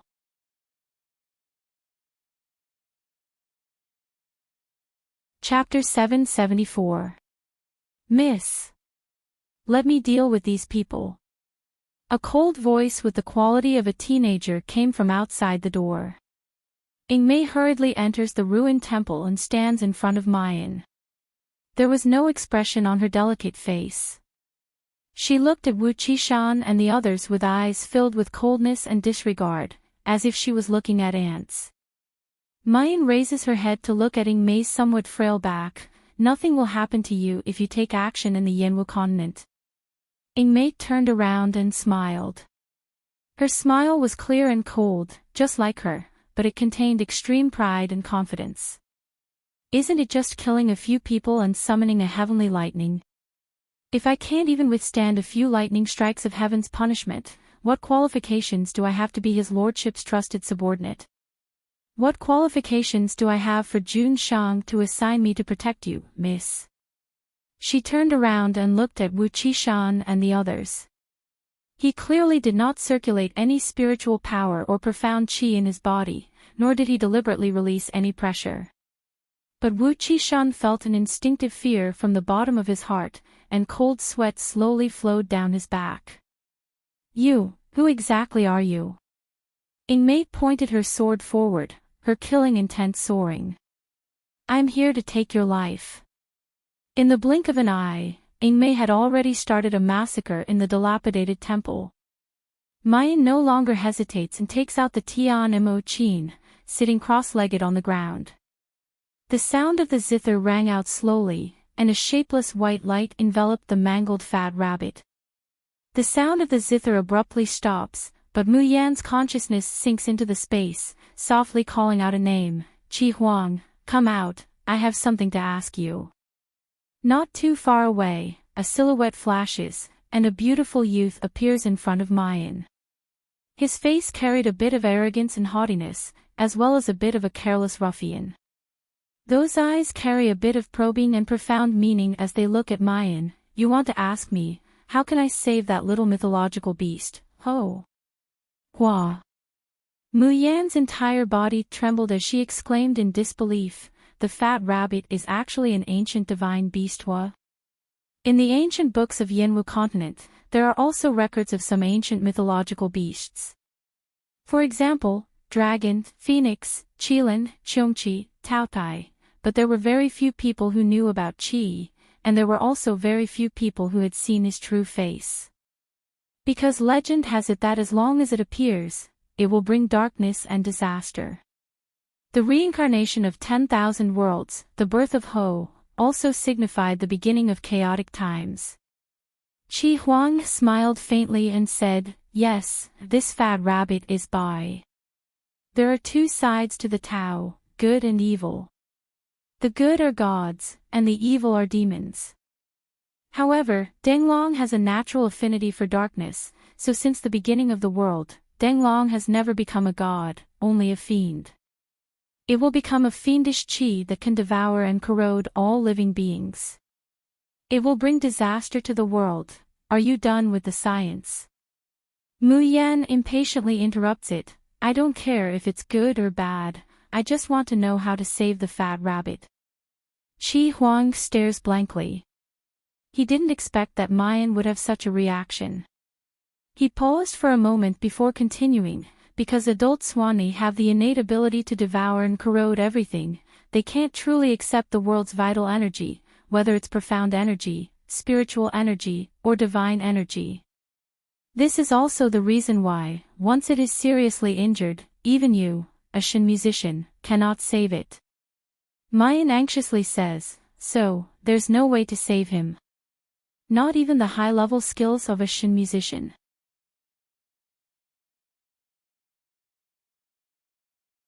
Chapter 775.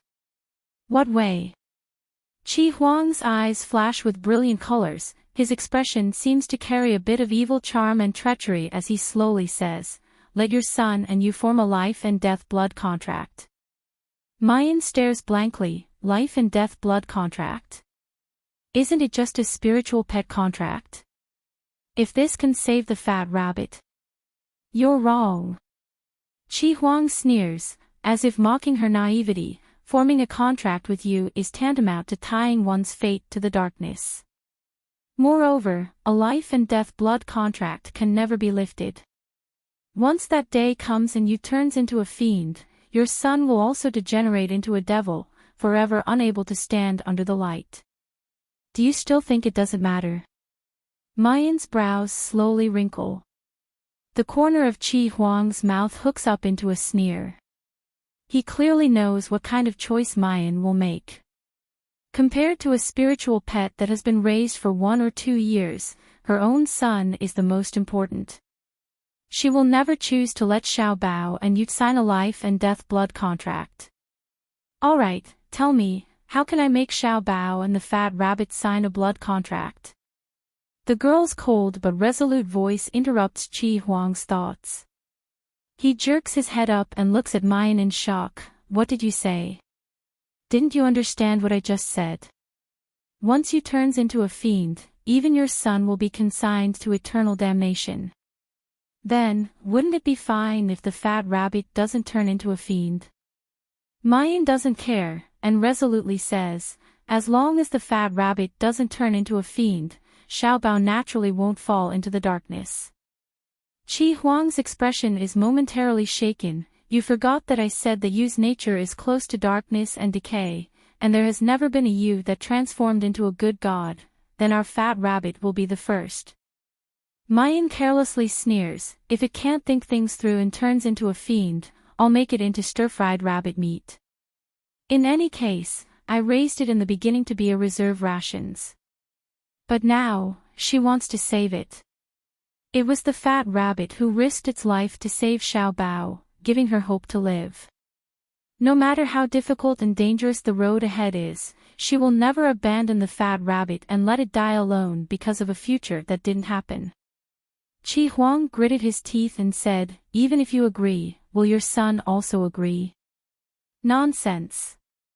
Mayan sneers, her figure slowly fading away. Do you think I don't understand my son? You just need to tell me how to let little Bao and the fat rabbit form a life and death blood contract is enough. Qi Huang's hands were tightly clenched into fists. The expression on his face was sometimes twisted, sometimes shocked, sometimes sad, and sometimes desperate and ferocious. Humans were the cruelest, most selfish, greedy and cunning creatures. He did not believe that anyone would give up their own safety and bright future for an animal. Qi Huang's eyes were bloodshot as he stared at the space outside. Mu Yan tells Xiao Bao about Qi Huang's method to save the fat rabbit without reservation. Xiao Bao's big watery eyes suddenly lit up like stars. Mother, I want to form a blood contract with Bunny. I want to save Bunny. What rabbit would turn into an evil spirit? What rabbit would destroy the world? Little Treasure didn't really understand. However, he knew that it was Bunny who had been accompanying and protecting him for the past year. This time, Bunny had even used her own life to save his. He would not let Buntu die no matter what.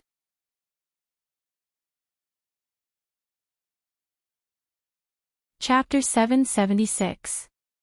Enchanting said that the fat rabbit might become very, very bad in the future, and he would also become bad. What does that matter? As long as he keeps watching over the fat rabbit and teaches it, letting it always be a good rabbit, and not a bad rabbit, wouldn't it be fine? Enchanting has long said that the rabbit is his spiritual pet, and also his responsibility.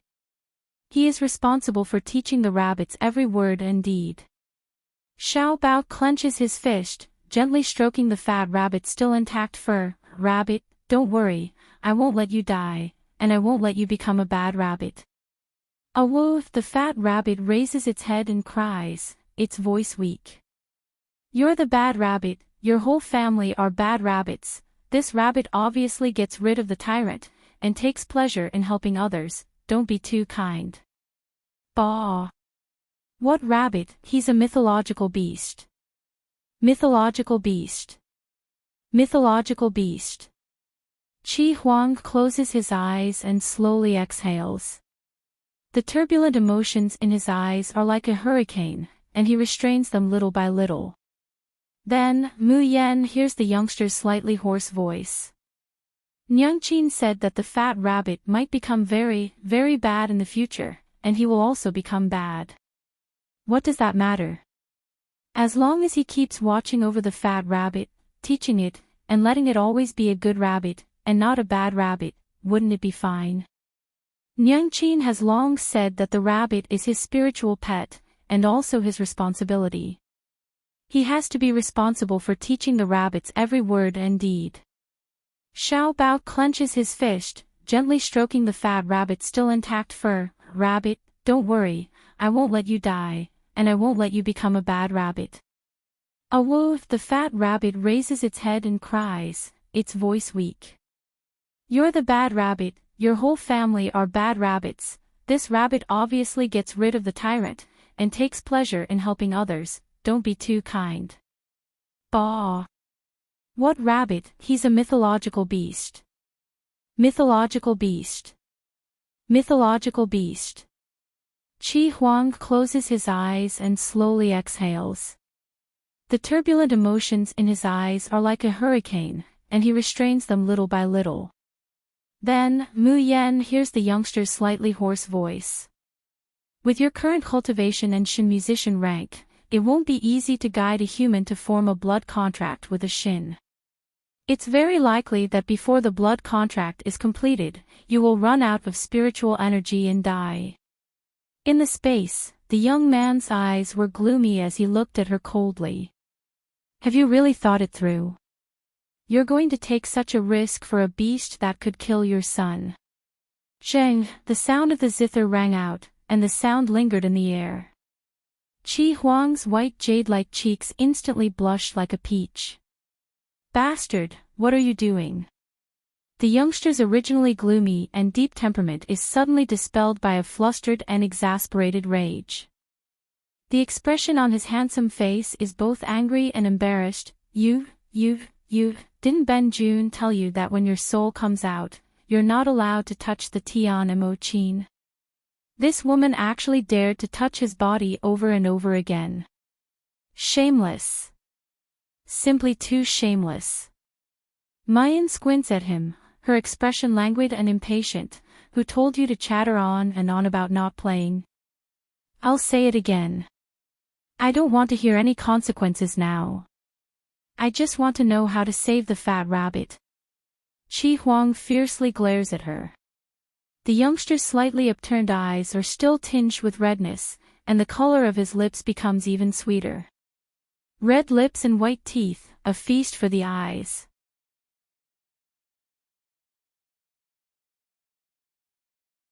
Chapter 777.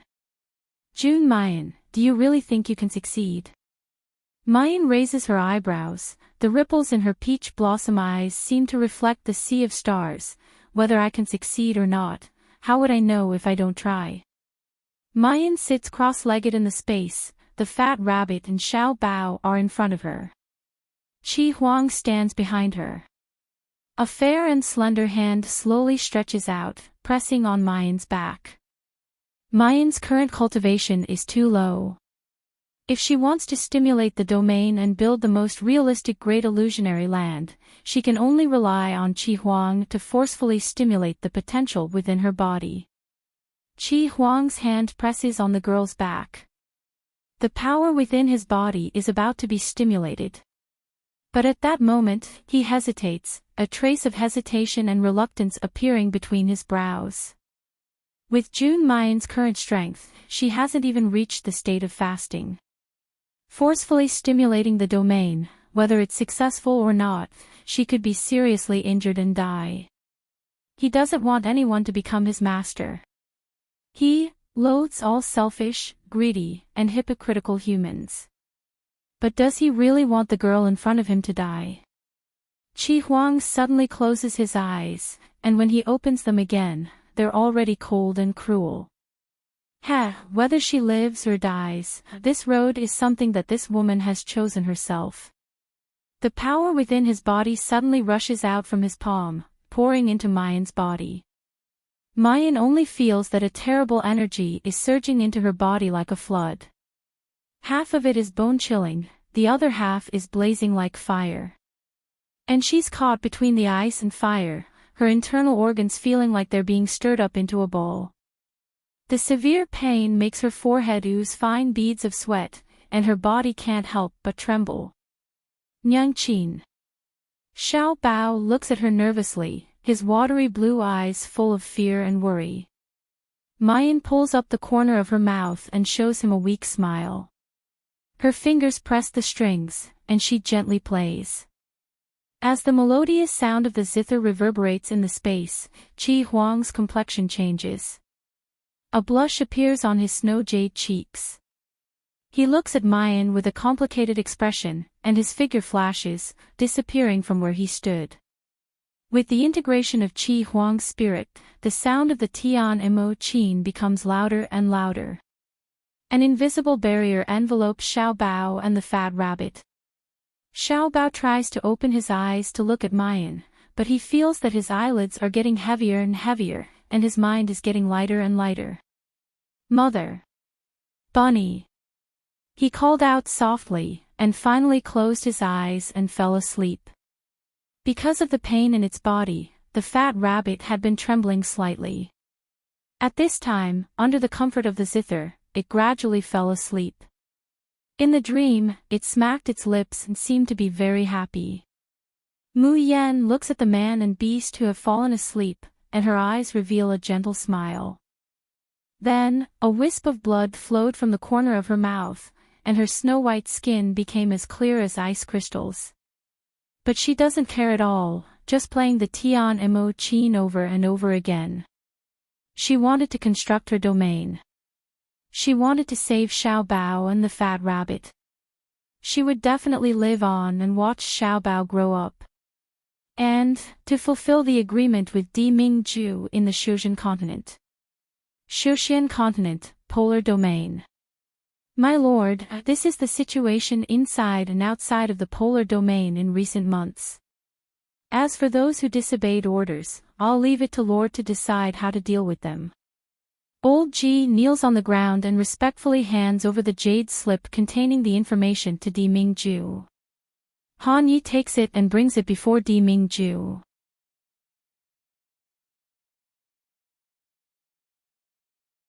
Chapter 778. Old Ji's expression stiffens. According to the polar domain's rules, those who rebel will be killed, those who disobey orders will be killed, and those who collude with foreign invaders to harm the polar domain will be killed. But those people are that, subordinates. If we kill them at will, I'm afraid that the other elders of the polar domain will be bitterly disappointed. Di Mingju narrows his eyes, looking at him indifferently. Benju needs you to teach me how to do things. This subordinate doesn't dare. This subordinate doesn't dare. Old G shakes his head again and again, wanting to say something else. Di Mingju has already stood up, impatiently saying, "If there's nothing else to report, then everyone withdraw." In the following days, Ben Jun will still go into seclusion. If there's nothing urgent, no one is allowed to disturb me, understood?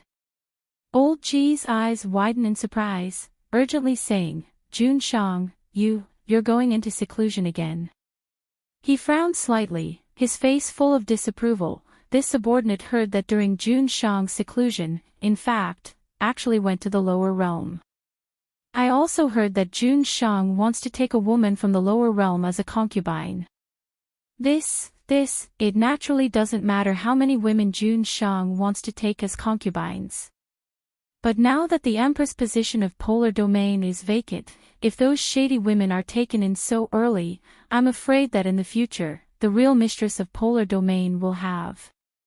Before old G could finish his words, he feels the air pressure around him freezing. He quivers and shivers, looking up at God with eyes as cold as Azura's. His voice gets stuck in his throat in a split second. Old G's lips tremble, unable to say a single word. Old G, I think you've been living too comfortably in Polar Domain these days, to the point that you've become senile, right? Old Chang carelessly taunts, who the mistress of Polar Domain is, which woman Jun Shang wants to take as an empress concubine, this is Jun Shang's own business. When did it become your turn to care? Or do you think that your position is already so high that you can decide who the future mistress of Polar Domain is for Jun Shang? This subordinate doesn't dare. Old G is so scared that he falls to his knees, his voice trembling. This subordinate doesn't have the intention to disobey. Di Mingju asks Di Mingju to understand. Di Mingju's expression is cold and indifferent. Just as he is about to speak, his pupils suddenly contract and he clutches his chest. Jun Shang. Han Yi stands at his side. Seeing the change in his complexion, he promptly asks nervously, "Jun Shang, what's wrong? Is it a relapse?" Di Mingju shakes his head, panic and fear flitting through his eyes. Something happened to Mu Yen and Xiao Bao. He did not know where this feeling came from. However, it lingered in his heart and he couldn't get rid of it. He must see Yan Yan and Xiao Bao right away. "My lord." An attendant walked in from outside, bowed, and said, "Fairy Qingwan requests an audience. She is currently outside the door. I wonder if Lord wishes to let her in." Di Mingju hasn't spoken yet, but old Ji is already agitatedly saying, "Jun Shang, Qingwan Xianzi heard that you're ill. A few days ago, she prepared Tian Yi Men's unique secret medicine and requested to see you. It's just that you were in seclusion, that's why, she specially came here today. It's certainly to deliver the elixir to you." Qingwan Xianzi's feelings towards Jun Shang is really... No. A cold and heartless voice interrupted old Ji's chatter. Di Mingju doesn't even look at the attendant and old Ji, he turns around and leaves. He must return to the Yanwu continent immediately.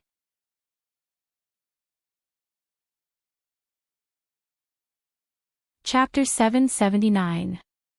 Di Mingju has a premonition that if he's a step late, he'll inevitably regret it for the rest of his life. Old Ji looks at Di Mingju's rapidly departing back, dumbfounded. Han Yi is also somewhat dumbfounded. Why does His Majesty look so anxious? There was even a hint of panic in his voice. Just then, a muffled clap of thunder came from the distant horizon. Han Yi stares blankly, looking in the direction of the thunder. However, the sky of the Shushan continent was blue without a single cloud. In other words, the thunder came from the lower realm. But even the Shushan continent heard it. Someone is being punished by the heavenly thunder. Elder Chang mumbled as he listened to the thunder. And the heavenly thunder is extremely powerful. Who could trigger such a powerful heavenly lightning? Han Yi suddenly widens his eyes, the image of Jun Shang's panicked back flashes through his mind. There is only one possibility for Jun Shang to be flustered and confused. That meant, something had happened to Miss June. And Ing Mei was accompanying Miss June. Ing Mei worships and is loyal to Miss June from the bottom of his soul. For Miss June, she was willing to do anything. Then, what if she kills people in Yanwu continent, kills a lot of people? Was the lightning punishment for her? Han Yi doesn't even think about it as he turns around and chases after Di Mingju as fast as lightning. Ing Mei, Miss June, little master. Nothing must happen to you. Di Mingju and Han Yi leave, and the main hall quiets down. Elder Ji furrowed his brows tightly, his expression extremely ugly. Even if Lord has been bewitched by those shady foxy women in the lower realm, you can't treat Fairy Qingwan so coldly. She is the future mistress of the polar domain, and also the future sect leader of the Tiani men. No matter what, Lord should give her some face. Elder Chang looked over coldly and sneered, the future mistress of the polar realm. Who told you that Ling Qingwan is the future mistress of the polar domain? Without waiting for Elder Ji's response, he flicked his sleeves and left. Old man Ji was furious. He stomped his feet and left the hall. Outside the palace, Ling Qingwan, who was dressed in white, stood outside the door like a cold and arrogant fairy. She had an ethereal and otherworldly charm. The more Elder Ji looked, the more satisfied he was. He stroked his beard and nodded repeatedly. Only someone like Fairy Qingwan, with her background, cultivation level, and elegance, was worthy of the monarch and worthy of the position of polar domain's mistress. Those lowly mortal women who only know how to charm his lord, how can they be mentioned in the same breath as the sect master of Tiani men? Ling Qingwan will inevitably become the only divine empress by the emperor's side. Thinking of this, Elder Ji put on a respectful and flattering smile and stepped forward. Thank you for waiting, Fairy. It's just that Emperor Monarch's injuries haven't fully recovered yet, so he still needs to cultivate in seclusion. However, the Celestial Emperor has already sensed Fairy's kind intentions, so he specially ordered me to come and thank you. Hearing old Ji's words, Ling Qingwan's face flashed with an obvious trace of loneliness and unwillingness. But seeing how old Ji is so attentive to her, presumably, Di Mingju has some feelings for her. Only then did he rein in his emotions and pass the pill over. Old Ji took the pill and was about to leave. Ling Qingwan suddenly opened her mouth and said, Elder Ji, I heard that during this period of time, the emperor often went to the lower realm to gain experience, and he even met a woman in the lower realm. Is this true?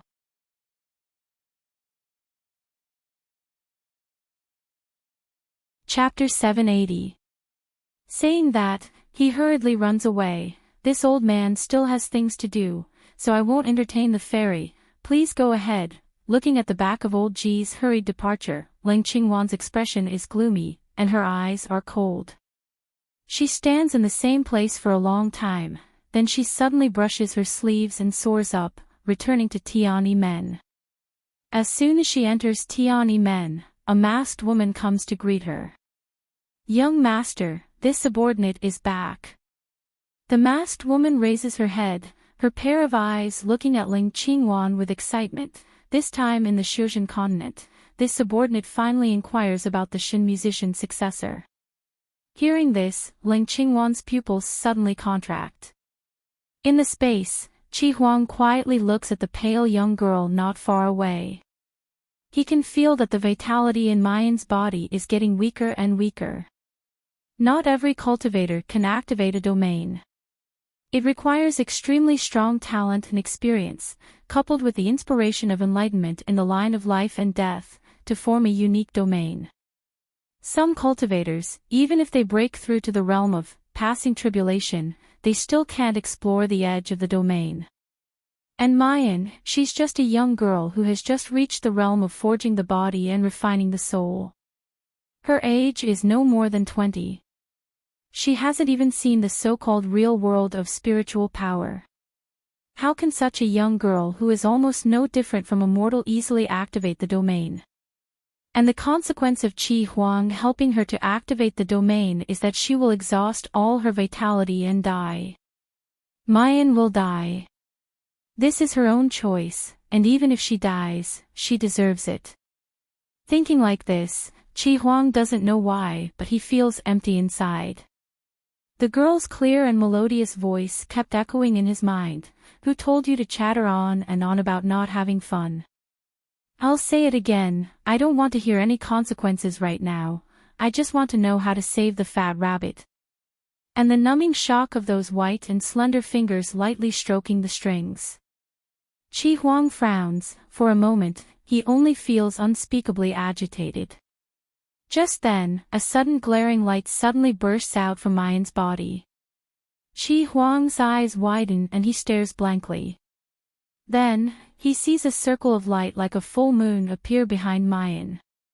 Around the ring of light, there were also 9 stars of different colors slowly rotating around the silver ring of light. Then, the silver lines connected. Qi Huang's breathing became slightly erratic as he muttered, 9 stars and moon, black sky flying stars. How is this possible? She can summon the 9 stars and moon. Jun Mayan, who are you? As Qi Huang speaks, Mayan's entire body floats up along with the Tian Mo Qin. The power of the 9 stars converges on the silver moon, and the radiance of the silver moon completely belongs to Mayan. The sound of the zither became more and more melodious, like the spring breeze blowing through the trees and the waves of the sea, revealing a whole new world. Following that, waves of pure energy emitted from Mu Yan's body, enveloping the entire space. Xiao Bao and the fat rabbit slept even deeper in their dreams, but the corners of their mouths hooked up in a faint smile. Beneath them, a blood-red circular array formation slowly revealed its vein patterns. However, it wasn't just Little Treasure and the fat rabbit who were affected. Even the grassland and the silver spirit vein in the space seemed to be swaying in joy in the sound of the zither.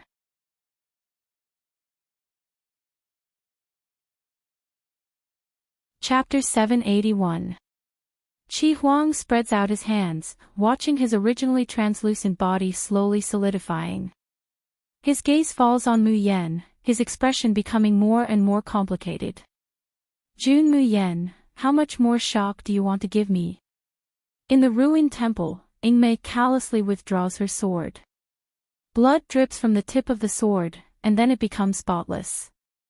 Lying at her feet are the corpses of dozens of Yunguang sect disciples. Among them is also the head of the Yunguang sect, Wu Qishan. Only Jian Feng and Gong Qinshua are not among them. Yingmei turns to look at the corner where Mu Yan was just now. There is no one there, but Yingmei knows that Mu Yan is not missing, but hiding in her portable space. For the people of the Shushan continent, a portable space is not a particularly rare thing. But Yingmei can't help but frown. Because even if there is no one in that corner, she feels a powerful energy that makes her feel fear. What is Miss June doing? How is she going to save the fat rabbit? Will she be in danger? If something really happens to Miss June and the little master, Yingmei can't imagine how furious and sad Jun Shang would be. Boom! A thunderclap comes from the sky. The ruined temple makes a loud noise, the roof collapses, and dust flies. Yingmei suddenly looks up, only to find that at some point, the dark, blood-red thunderclouds have already covered a large part of the sky above her head. She knows that this is the heavenly thunder to punish her for her massacre in the lower realm. But this heavenly thunder seems to be different from before. It contains a power that wants to crush and destroy everything between heaven and earth. As if the rules of the heavens are afraid of something, and can't wait to get rid of it. Boom! Another bolt of lightning falls along with the huge thunder, just striking the corner where Mu Yan is. The light and shadow in the originally empty corner changes, and then the figures of Mu Yan, Xiao Bao, and the fat rabbit appear. As if affected by the heavenly thunder, Mu Yan's body shakes, and the sound of the zither suddenly stops. An abnormal bright red flashes across her pale face. Because the sound of the zither stopped, Xiao Bao's little body trembles, and he once again shows a pained expression. Mu Yan quickly stabilizes her domain, and plays again. Seeing that the lightning in the sky was about to strike down again, Ingmei gritted her teeth, made a prompt decision, and soared into the sky. It's her inability to protect the little master and Miss June that put them in danger.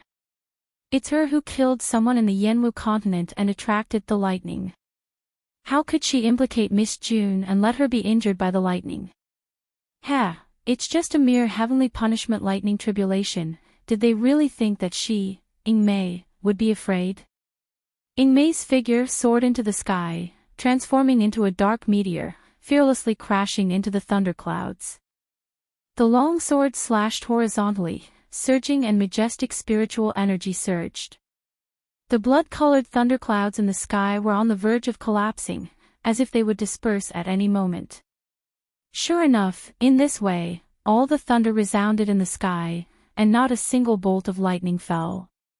In the corner of the dilapidated temple, the red light of the contract rune array under Little Bao and the fat rabbit was getting brighter and brighter. Rays of light condensed on the totem's loyal point, then suddenly shot up, split into two, and shot into the space between Xiao Bao and the fat rabbit's eyebrows.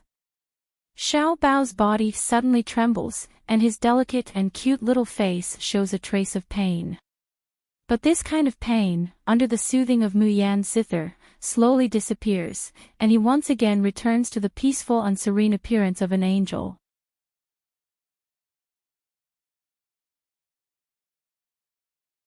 Chapter 782. The bloody wounds healed bit by bit, and the charred flesh regrew a new layer of skin. The only sad thing was that its snow-white fur wouldn't grow out in a short period of time. So, even though its injuries have healed, it has turned into a plump bald rabbit. It's funny no matter how you look at it. Of course, the fat rabbit still doesn't know its own situation. Bathed in the sound of the zither and the power of the contract, it comfortably stretches its whole body, making cooing sounds. The sound of the zither is played over and over again, from light and sweet, lingering and melodious, to more and more powerful and impassioned. Hum. The lingering sound of a tune that seems to be able to shake people's hearts resounds through the sky. Mu Yan can no longer support herself, her body goes limp and she falls to the ground. A strange blood-colored totem appears between Xiao Bao and the fat rabbit's eyebrows. After a flash of red light, it disappears into nothingness. At this very moment, there really isn't a trace of spiritual power or internal force in Mu Yan's body. Even moving a finger is incomparably difficult. However, when her gaze falls on the unharmed Xiao Bao and the fat rabbit, she shows a happy smile. Her babies are all right, that's great. Mu Yan reaches out and gently caresses Xiao Bao's sweaty little face, her eyes gentle. But suddenly, her face changes. With a sudden wave of her hand, she takes the unconscious Xiao Bao and the fat rabbit into the space. TSK, June Mu Yan, your current appearance of a stray dog really makes my body and mind happy. Mu Yan's eyes suddenly turn cold. She sits up with difficulty and looks in the direction of the dilapidated temple door. There, Gong Qinxue is walking towards her step by step, a carefree and complacent smile hanging on her face. And behind her is Jian Feng. After confirming that Wu Qishan could kill Xiao Bao with fire crystals and refine him into an elixir, Gong Qinxue found an excuse and left with Jian Feng. She already knew that Mu Yan would definitely come looking for her, and she would definitely have an endless conflict with Wu Qishan. So, she deliberately avoided them. Just to wait for the moment when the sandpiper and clam fight, and she would be the fisherman who benefits. Now, she has finally waited for this moment. Master. Senior brother. When Jian Feng saw the corpses of Wu Qishan and the others, he immediately screamed and rushed over. After discovering that Wu Qishan was dead, his face was filled with grief and he wailed loudly. Master, Master. Disciple had only left for a short while. How could you? How could you? Who exactly are you? Just who was it that killed my entire Cloud Light sect? Master. Jian Feng was crying miserably, but Gong Qinxue had no time to care about him. All her attention is focused on Mayan. Ha ha ha ha, Jun Mayan, you also have this day. Gong Qinxue fiercely glares at Mu Yan, her beautiful face distorting little by little, malevolent like a malicious spirit. You slut, it's all your fault that I'm in this state. Jun Mayan, I've said it before, all the pain you've inflicted on me, I'll definitely return it 1,000 times over. Now, the tables have turned. You've finally fallen into my hands. Tell me, how should I torture you? She laughed almost crazily. Should I chop off your hands and feet, soak them in a wine jar, and give them to a noble with a perverted hobby to enjoy? Or should I turn you into a puppet and make you beg for death? Ha ha ha ha.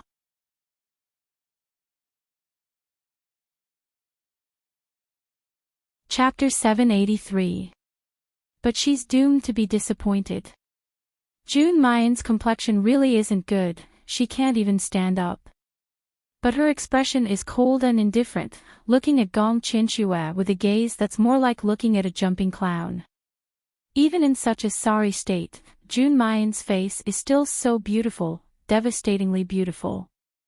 That languid and contemptuous smile on the corners of her mouth seems to be mocking her. Gong Qinxue is thoroughly infuriated. Flipping her wrist, a dagger flickering with a green light falls into her palm.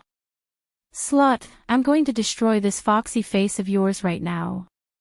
Gong Qinxue approaches Mayan step by step, her face revealing a sinister smile. Don't worry, even if your face is ruined and you become ugly, I promise that you'll enjoy the next program. Jun Mayan, do you know what I've arranged for you next? As she speaks, the dagger in her hand ruthlessly slashes towards Mayan's face. However, before the dagger can get close to Mayan, the Tian Mo Qin in front of her makes a buzzing sound. A sword aura breaks through the air, brushing past Gong Qinxue's face.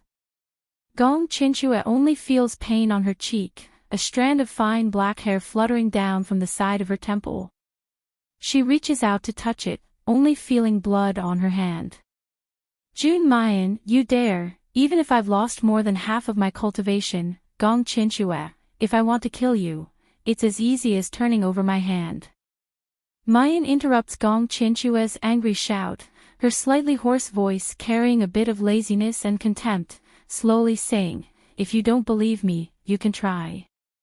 Her fingers are placed on the strings of the zither, poised to pluck. Gong Qinxue screams in fright, retreating again and again, falling on her butt to the ground. Qinxue, are you all right? Jian Feng promptly helps her up. His hateful gaze turns towards Mayan. Jun Mayan, was it you? Were you the one who killed my master and senior brother? Mayan carelessly looks at him, sneering, so what if I killed them? Your Yingguang sect kidnapped my son, and even wanted to refine him into an elixir. I'm already being polite by not exterminating your entire sect. You! How is this possible? Jian Feng screamed, my master is at the Enidia realm, how could he die in your hands? And my senior and junior brothers, which one of them isn't a spirit cultivator who trains their bodies and souls? How could you possibly kill them all by yourself? Ha! Mayan's smile becomes colder and colder. Perhaps your Cloud Light sect's many unjust deeds will bring about your own destruction, the heavens will punish those who are despicable. Ah! Jian Feng couldn't bear it anymore. He soared into the sky, his sword piercing through the air as he bellowed, Jun Mayan, I will kill you and avenge my master and fellow apprentices. Seeing Jian Feng's figure whistling over, Mayan's gaze sharpens and she clenches her teeth, suppressing the pain of her internal organs due to the drying up of her internal force and spiritual power. His fingertips suddenly plucked the strings of the zither. Clang, clang, clang. Along with the crisp sound of the zither, dozens of swords turned into cold gleams and shot toward the sword's edge. At the same time, there was also a formless energy that shrouded the edge of the sword, restricting his movements. Draw a prison. Jian Feng's body suddenly stopped in the air. Pu, pu, pu.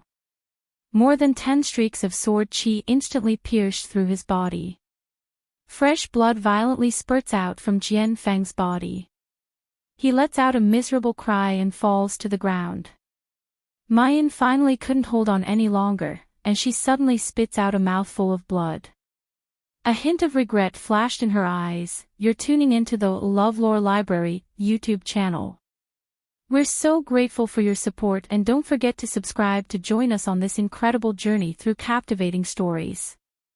Your generosity through donations truly makes a world of difference, as it's the primary source of revenue that allows me to expand and enhance this channel for you. Thank you from the bottom of my heart for being a part of this adventure.